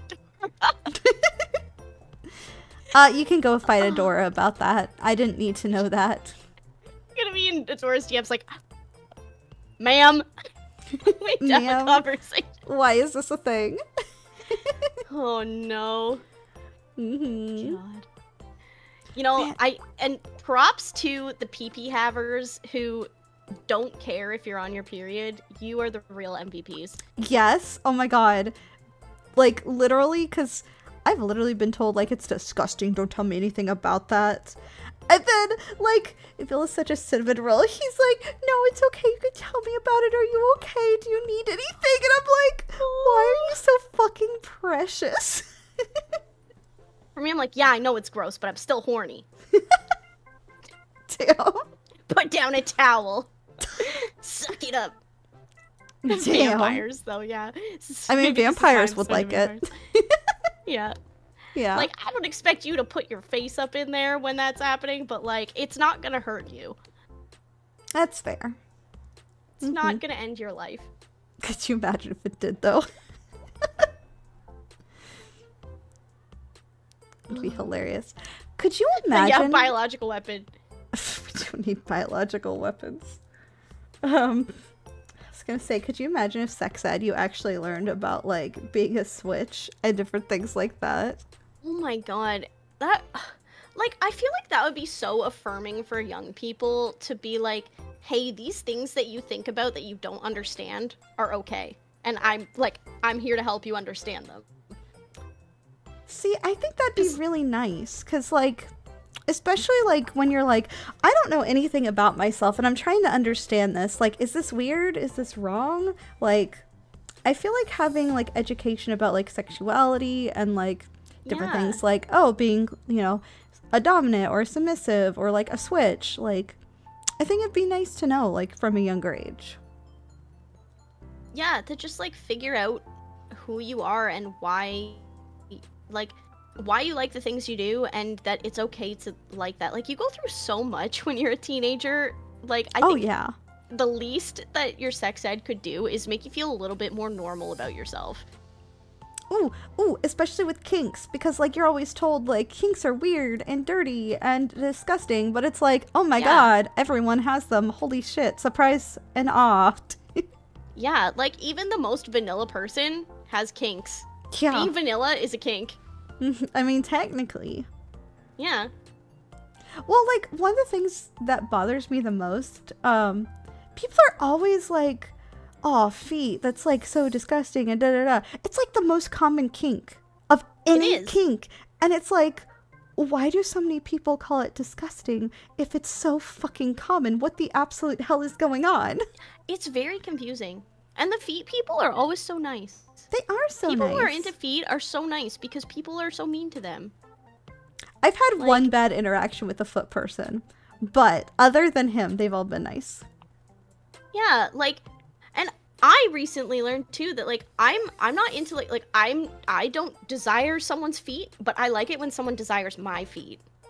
It's like, a mood, I love to put my feet on someone's face. Like, love that for me, and love that for them. It can be a lot of fun. Yeah. And like, unless you're with someone who's into it, you don't learn it, which I think is kind of not disappointing, but it's like you could go your whole life missing out on something you would have enjoyed because people don't talk about it and you don't get to experience it. Yeah. Like, damn. I just want to live, you know? Exactly. Because I know for me, I only learned that like my feet are sensitive and like I'm okay with like doing stuff with my feet even if I'm not into feet because of Vil. It's like I made it this fucking long in my life without knowing that. What the hell? Right? How? You know, it's like I was missing out on this. Ava, I only learned a few, like literally like 2 months ago how to squirt. I'm 34. I can't say that's anything I've ever done. You can learn, like you can make yourself do it. You can learn how to do it. And I didn't know. I thought you either could squirt or you couldn't. I honestly did not know you could learn how to do it. I also thought it was like you just did it or you didn't do it. Nope. You can with the right combination of button presses, you too can squirt. And that like I've learned something today. Yeah, and that like, you know, cuz normally when people refer to squirting, it's like, you know, when a girl like shoots, right? Like when it's like a squirt gun. But it doesn't always shoot like that. Sometimes it's just like, and then things get really, really wet, and that's still squirting. Like, and I was like, I've unlocked a special ability. Like, yeah, you got to do the Konami code, and then you can squirt. Okay, so in my head, it was something that like you either do or you don't do, and I thought it was like a literal like squirt, like it's like a very like, you know, forceful thing, I guess. I'm gonna blow your mind right now. Okay, so you have, from what I have learned, you have a gland up in there where, you know, the fabled G spot lives. Yeah. And there's a gland there, and when you press it, that is what causes you to squirt. So if you have the right amount of stimulation, for me, it has to be, and again, I'm saying this is sex education. We're allowed to do this on Twitch. I'm going to be a bit graphic for a moment. I hope that is okay. Ava, is that okay with you? Oh, yeah, it's fine. I mean, as long as you don't linger on it and it's in an educational light, it's within Twitch's TOS. Yes. So with the right amount of like clitoral stimulation and stimulation on the spot where that gland is, you can make yourself squirt. And it's not always going to shoot. Like, porn is very misleading. Did not know this. Some people shoot, some people don't. I don't. But I have friends who do. And you can tell when it happens. Like, it feels a little bit like you're about to pee. But it's not pee. KB described it as Brita filtered pee. That's the best way you can describe it. Oh my god. And, you know, things get very wet, and there's definitely like a smell. You can smell when you've squirted. Like, it's not like a bad smell or anything, but you can tell when it happens. Yeah. It's not like a didn't I? Like, you know. You know, okay. So, with the right amount of fiddling, and the appropriate Konami code button presses, you can learn. I've learned something today. Yep, I learned on stream. I also just, wait. Blue Twitch Not on stream? Twitch.tv. Not on Twitch.tv. Blue Twitch stream, got it. On Blue Twitch. Yes, yeah. Okay. That's why I was like... Because, I mean, I'm technically also learning on stream, but, like, in a very different way. So, yes, yeah, on the Blue Twitch. That's what we lovingly call it. Yes. Yes. So, we've all learned something today. Well, see, that's why I love doing these, because, like, I had no idea about that. And again, I didn't either. You could be, like, you can be around for a hot minute, and then you're like, how the fuck did I not know this? Yeah, who told? Raina. Raina told me. And then were you like, I gotta try this? Yep. So I did. I was like, okay. We're going in, boys. Oh my god. Okay, see, the one bad thing for me is I have really long nails. Yeah. That's the thing. I will give you more detailed information after stream about, like, what worked for me, but that I think is too far to talk about it on stream. I will gladly listen to it after stream. Yes. But yes. Literally, first world Ava problems. I love having long nails, so there's certain things that I cannot do. Yeah. Because of them. But, like, it's worth it. My nails are cute. That's what matters. I'm a big fan of the lesbian manicure. Okay, here's the thing. It would bother me to no end because, like, I hate the idea of having, like, two of my nails shorter. Like, I literally had one of my nails break, and I had the nail tech put a tip on for me because the thought of having to cut down all my nails made me want to cry. And I couldn't handle, like, just having one short. So, the people who can handle having the lesbian manicure are very strong and should be feared. I think for me, it's also, like, a gender thing. It makes me feel, like, a little more, like, gender affirmed to, when I get my nails done, to have them like that. It's also like a, well, how will they know I'm gay? Like, so They'll know. Like it. Because again, like, I'm non-binary and pansexual, and I like to have little notes, like, I shave the side of my head, I get the lesbian manicure, like, I want to look a little gay, you know? Yeah, it's a vibe. But I get that, like, when I break a nail, I'm like, no. It's like the end of the world. My nails are all short right now because I broke two. So all my nails are long. I hate having short nails. Like, it made me literally depressed to have, like, no nail polish and short nails, which sounds extreme, but, like, it taught me a lot about myself as a person. They just make me really happy. Like, yeah, and it's a self-care it's something thing. I enjoy. Yeah, exactly. Like, some people like to have, like, really expensive makeup or, like, get, like, facials and things like that. I like having my nails done. It makes me feel pretty. Yeah. And, like, I like having a tattoo done. Like, it makes me feel, like, pretty but also badass, and that's kind of the realm I like to live in. I agree. I have a lot of tattoos. They're my permanent stickers. Yeah, I love that permanent sticker. Yeah, I love covering things in stickers, so I joke that my tattoos are just permanent stickers because I'm covering myself in them. That. That's precious. I eventually want to... Ava stickers? I do have Ava stickers. I need an Ava sticker for my PC. Next time I see you, I'll give you a Podge sticker for an if you Ava go sticker. If you go to TwitchCon or off Kai, I'll bring not stickers. Going off Kai, because I have an engagement around the same date, but I will be at TwitchCon. I will see you there then, and I will give you an Ava sticker. I promise. Yeah, let's go. Let's go. I love this. Yeah. One of the greatest things about meeting your VTuber friends is trading stickers. You're like, here, have my, I love giving people my spicy business cards. I'm like, here's a spicy business card. Enjoy it. Yeah. No one expects it. I'm like, yep. That's a spicy business card. Well, it's my my body pillow is what I put on it. Mine is too, actually. Oh, really? And I'm like, this is a little spicy, so have a spicy body pillow, like my ass is out. Enjoy, you know? Mine is like cropped right above like where you would see the titty. But it is my body pillow art. I full on was like, nah, I'm gonna be true to myself. I'm gonna make a spicy body pillow. I'm gonna put this shiny ass like heart holographic sticker nonsense on it to make it pretty. Fuck yeah. That is amazing.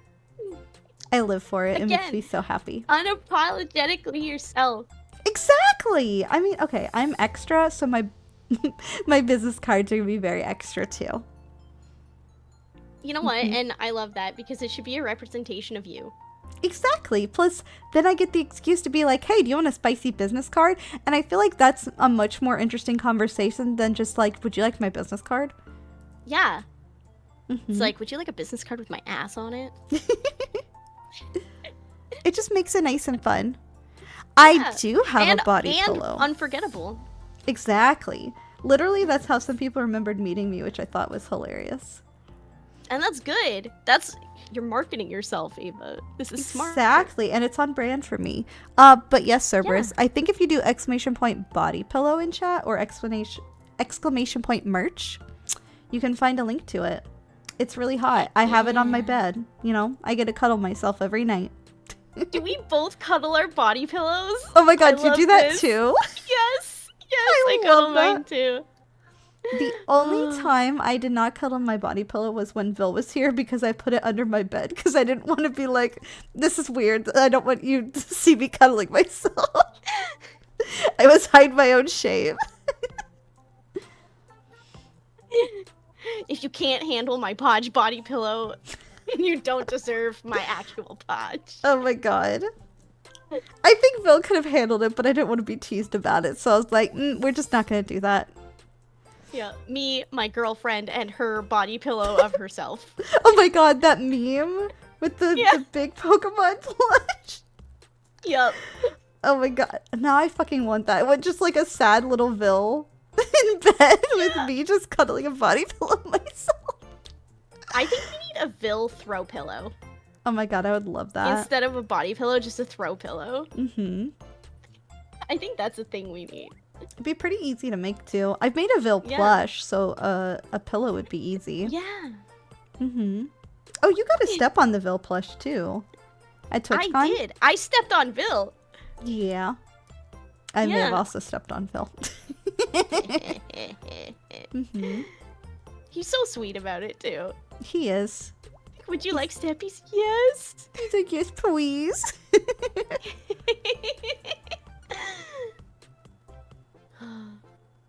It's a good thing. Cutie. He is a cutie. And yes, Plushie, you should check out Podge. Podge is amazing. We love a Podge here. Anyone who's not, click on the Podge's name in the title. You can go get a link over to her. Give her lots of love. Mm-hmm. I love that lava love. Yeah. I got to add a little pun to my little shticks, you know? I love a good pun. I love dad jokes and puns, so me too. It's on brand. Oh yeah. I always encourage it in my chat. Same. Always encourage it. And D's nuts jokes. Okay, D's nuts jokes sometimes get a little old, but like I'm always down for dad jokes.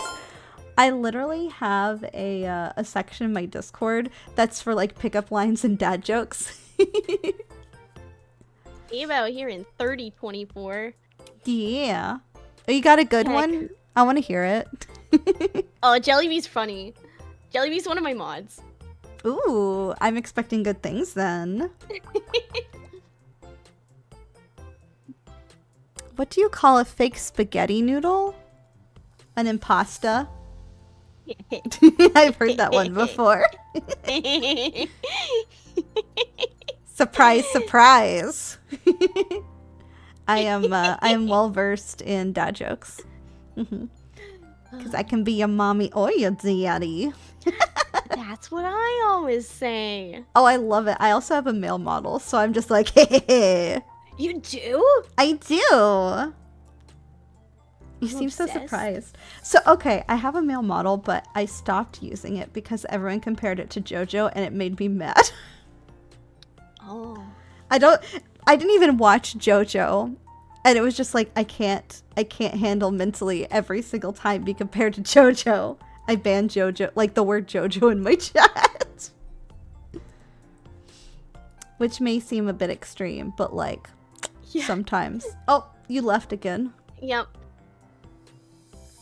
I had to go do JoJo crimes. JoJo crimes, no JoJo crimes, please. Yeah. I mentally can't handle the JoJo crimes. It makes me sad.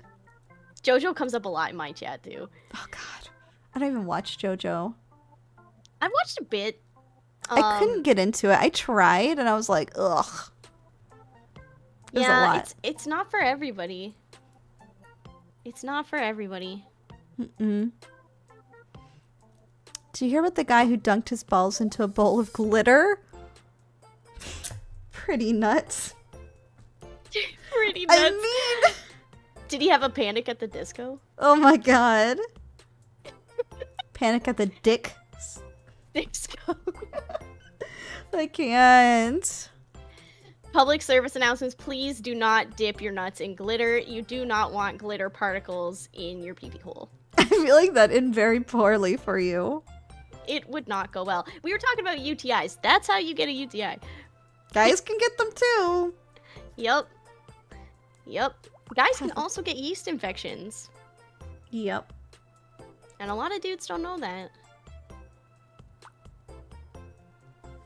I'm surprised guys don't know that. Maybe it's just because it's like harder for them too. Yes, it's definitely more difficult. Ugh. I don't even want to think about glitter down there. It's like sand, but worse.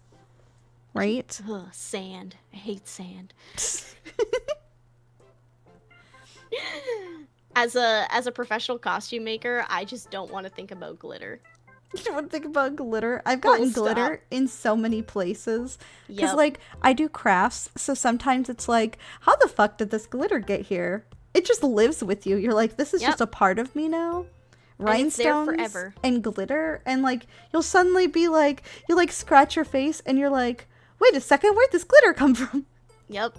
You wake up in the morning, look in the mirror, there's a fleck of glitter on your cheek. It's like, I haven't done anything with glitter in 6 months. Where did you come from? Exactly. You just like find like a random one on like your thigh or something, and you're like, how did you get there? Who's hurt you? The greatest vendetta. Glitter.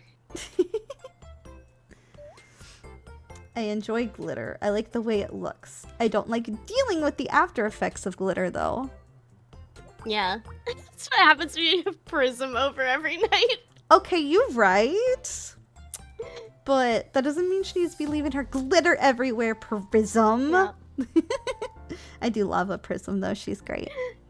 Prism, the origin of glitter. She has a prisgasm and then there's just glitter everywhere. It's everywhere. And it's so difficult to get that out. It's almost as difficult as slime. Fun philosophy joke. A horse walks into a bar and orders a beer. The bartender says, "You're in here every day. You might be an alcoholic." The horse says, "I don't think I am," and disappears. That's it's awful. A joke about Descartes, but you don't want to put Descartes before the horse. Oh my god, Foxtrot. I'm so sorry, Podge, you could not hear the sound for that. They did a TTS for their joke. It was so oh my stupid, god, you don't want to put so the car before the horse. I know. Okay, I'm gonna be honest, reading it, I was like, what the fuck is that? But then hearing it read, I was like, oh. Yeah. Badumch. Oh my god. Oh my god. How did we end devolved up here? Into dad jokes. We went from sex ed to dad jokes, and I feel like that's a very natural progression. It tracks. It tracks for me. Yeah. Yep. I know we've been going for about 2 hours now. Is there anything else you'd like to talk about being a Switch, or is there any other questions from chat about being a Switch? Yeah, I know if chat has any other questions, I'm happy to answer. I know we've talked about a lot of things, but I don't know if there's anything we've like missed that maybe you wanted to talk about. No, I think we covered like a lot of what I would have talked about. Especially like that one first question that was about like, you know, expressing your switchy side or not expressing it with certain partners. Like that was a big one for me, and like that's been a huge thing. So. So if chat has any other questions, I am happy to answer. How about this one, which is kind of on the same vein? Because, like, if you can't, like, be, like, the other side, like, let's say you're more submissive currently because of your partner, like, do you feel like you miss out because you don't get to have that dominant part? I think it depends. I definitely would try to find outlets to express that dommy side of me, and right now I'm very lucky in that, like, streaming lets me kind of do that. But I don't know. Like, I think it very much depends on the relationship and the dynamic that we have. Because, like, certainly in you know, my previous marriage, like, it was a big thing that I couldn't express a certain part of myself, but that also had a lot to do with me feeling like I had to repress it because I didn't have the confidence to feel I could do it without being judged. Whereas, like, in this relationship, I don't feel judged. Getting very, like, he very well knows who I am and how I am. And we respect each other's boundaries, but he does not judge me for wanting to be a certain way or do certain things. Like, so I'm much more comfortable not doing certain things with him because we do have that mutual understanding. That said, like, I can always do that stuff with other partners if I have them. Right now, I'm very happy where I am. And I don't feel like I'm missing out on anything by not getting to, like, be, you know, far end dommy mommy. But again, I also do get to do that when I stream, and especially when I stream on the other website, like, it's not like I don't have opportunities. That makes sense. And it's nice that you still have, like, those other ways to be able to do it. It looks like chat had a question too. Is there anything one can do to make things easier to switch to more dom? Me and my girlfriend are both subs. Don't force yourself to be something you don't want to be. Yeah. Or are not. Like, if you want to try being more dom, like, you know, baby steps, take it slow. Little things, like, I guess I have to respond with a question. Do you want to try doming but you're not sure how? Or do you want to try doming because you feel like you're in a situation where you have to? I'll be honest, when I read that, I thought of that meme where they're like, and they were both subs. Yeah. Or they're both bottoms. Yeah. Yeah. I mean, you should never force yourself, but I know there's, like, things you can do that are, like, very minor things you can do, where it's not exactly being dominant, but it can give, like, the appearance of dominance, you know? Yeah. Like, and also, like, yeah, does your partner make you feel safe that you could express those things and take those steps if you want to? Like, you fear she's missing out on that part in our private life. Okay, has she expressed to you that she would like you to be more dominant? Because if it's a fear you have, communicate that with her. And see, you know, you can always ask her what, if it is something she would like you to do, what about it would she like from you? Because then you have kind of a base to start with. And you can, you know, take those little steps. and work your way into things. But if it doesn't feel comfortable for you, then don't do it. Like, don't compromise your own boundaries and your own happiness, autonomy. Yeah, your own happiness to please somebody else. Because like if it's not in you, it's not in you, and you can't force something like that. You can't make yourself be dominant. Yeah, because like the last thing I would like want for someone is for them to do something that they don't like to please me. I agree, because while you can appreciate someone doing that, like, if you know they're not into it, it's not the same. Yeah. Because, like, you can tell, you're like, you're not enjoying this. Yeah. Why are we doing it? Like, and I this isn't the case for everyone, but, like, I really like it when my partner enjoys what's happening. Like, that Same. makes me more into it. Mm-hmm. And also, you don't want to, like, you don't want to put yourself in a situation where you don't want to have those intimate moments with your partner because you are being forced into a role that you don't want to fulfill. Which I know was an issue for me, and also an issue for my ex-wife, because, like, she was struggling with the fact that, like, she was transitioning, and for so long society had made her feel that she had to be expected to be a dom, because man has to be dominant. And so, like, I could understand her wanting to be submissive all the time, because finally she was able to do that. But that kind of, for me, put me in a position of, like, okay, so now our entire sexual dynamic has changed, and I'm being put into a role that I'm not comfortable doing because I don't have the self-esteem to do it. And then it breeds resentment. And Which that's is not never what a you good want to thing. breed. Yeah. You don't want that. You want the other type of breeding. Yeah. Yeah. So, just, yeah. It's tough. But communicate with her and ask her what she wants, and see what is comfortable for you and what isn't. Like, a lot of things you don't know until you try. Exactly. But if you don't like it, don't force it. And, like, you could always try, and if you don't like it, that's fine too. You just go, yeah, that wasn't it. We won't do that next time. Like, exactly. Yeah. It's okay to try things and have them not work. I mean, that's part of the fun, right? You get to try a whole bunch of different things. Yeah. You're welcome. That was a really good question. It was. And it looks like Plushy has a question too.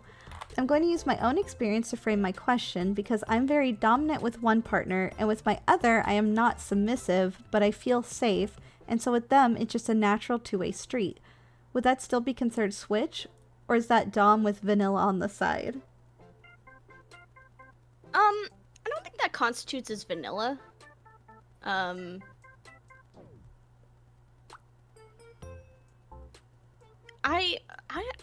It's, you define yourself how you want to define yourself. Like, if you don't feel comfortable defining yourself as a switch, you don't have to. I mean, all these labels at the end of the day are for yourself. Yes. So, like, I mean, if you want to call yourself a switch, you can, but you don't have to. It's whatever you feel comfortable with. And, I like that you say you feel safe and can experience those things with one partner. Like, you should feel safe. That's great. That's awesome. Like, yeah. So, it's, the dynamic's different with every person. So if you find that your dynamic is that way with one person and not with anyone else, that's totally fine. If you want to define that as being a switch, you can. If you don't, you don't have to. I mean, as long as you're enjoying yourself, it sounds like it's a good situation either way, whether you are a dom or a switch,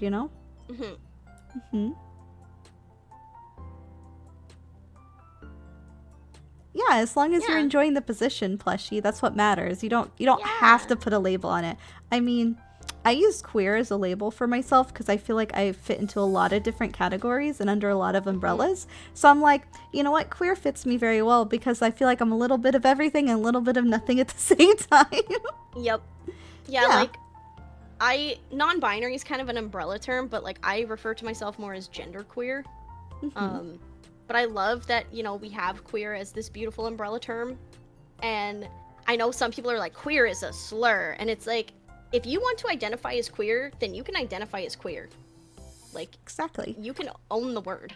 I mean, because, again, it's a label for yourself. So I feel comfortable calling myself that.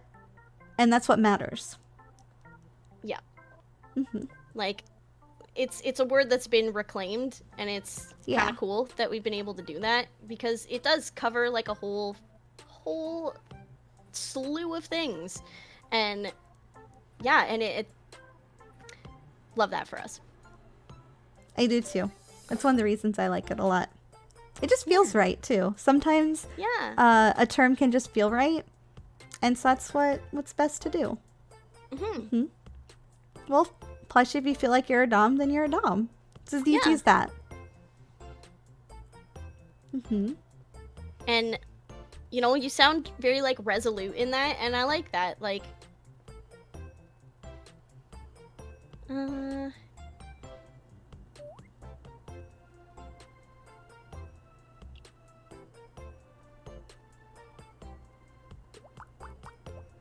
that's really interesting. See, and like how we've both been saying, like, you choose the label that you put on it, if you want to put a label on it at all. Because, I mean, you don't technically have to have a label. You can just exist. Like, it's not going to change who you are whether you have a label or not. It's just, like, for yourself and for others, you know? Yes. Yes. Yes. It looks like Jolly Walrus also has a question. Any tips to stop yourself clamming up during sex? My partner has complained several times that I'm focusing too much and not talking. I know that's a problem that guys have a lot. Not to sound sexist, but sometimes, at least in my own experience, guys get very into it and they clam up a lot and they don't talk or make noise. That's something I've personally noticed. Yeah, like, I find sometimes guys get so into it that, like, they don't even, like, moan. Yeah. But everyone's different. Like, I like a nice grunt. I forget what it's called. The auditory kink. Shit. There's a name for it and I can't think of what it is. So, like, I like all that. I like the noises and everything. And I think a lot of women generally are more into, like, noises and things. So when your partner isn't making any noise, you're like, am I doing an okay job? Is kind of a thought. I think a lot of it comes down to that. It's like, if your partner's not making noise, you worry that they're not enjoying it, which is not always the case. But, like, typically you're doing a lot of hard work. Like, if your partner's, like, expecting you, like, how much talking is your partner expecting you to do?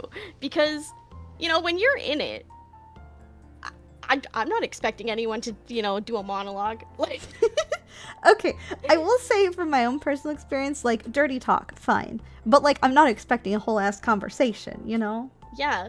Yeah. Like, I guess, like, what is your partner expecting from you? Like, what kind of talk? Like, do they want dirty talk? Do they just want you to give confirmation that what they're doing is good? Like, I have done, if my partner's particularly quiet, I will ask straight up. I'll be like, do you like what I'm doing? So that, you know, they can have that moment to go, yes. But I'm not expecting, you know, someone who's about to nut their brains out to be cognizant enough to talk to me. Oh my god. I mean, you're not wrong. Sometimes if they're quiet, I'm doing a good job. Well, okay, being quiet can be like one of two things. Like, you've melted their brain to a point that they can't talk anymore, or they may not be enjoying it. So then you have to check either way, because you're like, are you okay to continue, or have I broken you? Yeah. And then are you enjoying yourself? Mm-hmm. And like I said, when I get really into subspace, I get kind of non-verbal, but I make a lot of noise. Mm-hmm. I'm just a loud person. That's all I have to say. Yeah, I think we're both in that boat. Yeah. Oh, we make our presence known. Mm-hmm. Definitely. Yep. You can tell when you're doing a good job. Yep. But yeah, I think just having that communication, asking what your partner expects from you, I guess, in those situations, Mm-hmm. and they kind of need to get on the level with you too. I think that, like, you know, you can't always talk in those situations. Like, if you can't do it, you can't do it. Like, that's just how it is. Like, my ex wanted me to dirty talk all the time, and I was like, I don't even know what to say. Like, you put me on the spot. I don't know what to oh no, you're such a dirty slut. I'm like, I don't know what to say. Dirty talk is a skill you have to practice. Yep. I personally feel like I'm pretty good at it. Just as a person, I'm very good at like ad-libbing and things like that. Hello, streamer. But it is something you have to like learn how to do, or else you're just like, words, hello, Yep. I had to learn how to do it. Like, I had to learn. But it's hard too, like, when you're put on the spot as well. Like, oh yeah.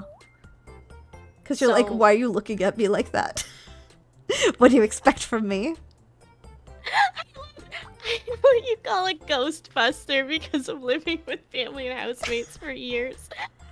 I mean, that is very valid. Having someone on the other side of your wall and you're like, I gotta be quiet now, it's fine. Is like a vibe. You can probably unlearn that in time. Yeah, but it can be a little bit hard too. Yeah, it's practice, and, you know, feeling safe in that you can practice that kind of stuff. Like, sometimes I feel like sometimes you're with someone for so long, you get into a rhythm of like doing something a certain way, so then to change it up, it's like, oh god, like, what do I do? But it's fun to mix things up every once in a while, you know?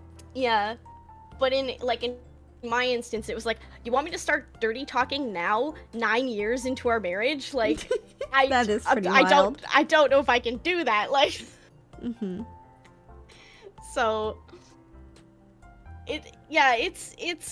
it's a process to like get in the right mental headspace to do that. And, you know, when you're balls deep, it's kind of hard to get in a certain headspace.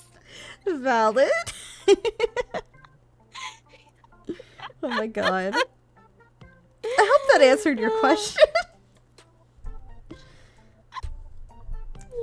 Oh my god. You pee-pee havers work hard for us. Thank you. You do, thank you. I don't have to work that hard, thankfully. Brain empty now. Yeah, brain empty. Exactly. No thoughts, head empty. Is there anything else you'd like to say, Podge? This has been so fun. Like, it's been a minute since I've been able to, like, since becoming an ASMR streamer, it's been a minute since I've been able to, like, have these, like, open talks and laugh and, you know, be loud and silly and, but also, like, talk about stuff that I'm very passionate about, and that I think is really serious stuff. Like, you could have fun while talking about serious stuff. So this has been delightful. Thank you so much for having me.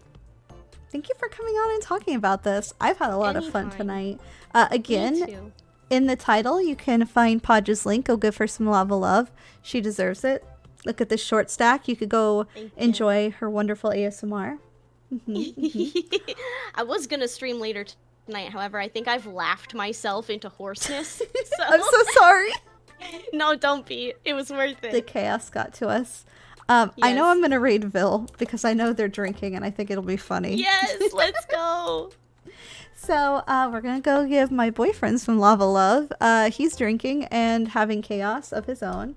Thank you again, everyone, for coming today with me and Podge. I had a lot of fun. I'll be streaming again tomorrow at 8 p.m. Me and Faith are gonna be making some Gundams. So I will see you all then. I love you all very much and I hope you have a wonderful night. Goodbye. Bye.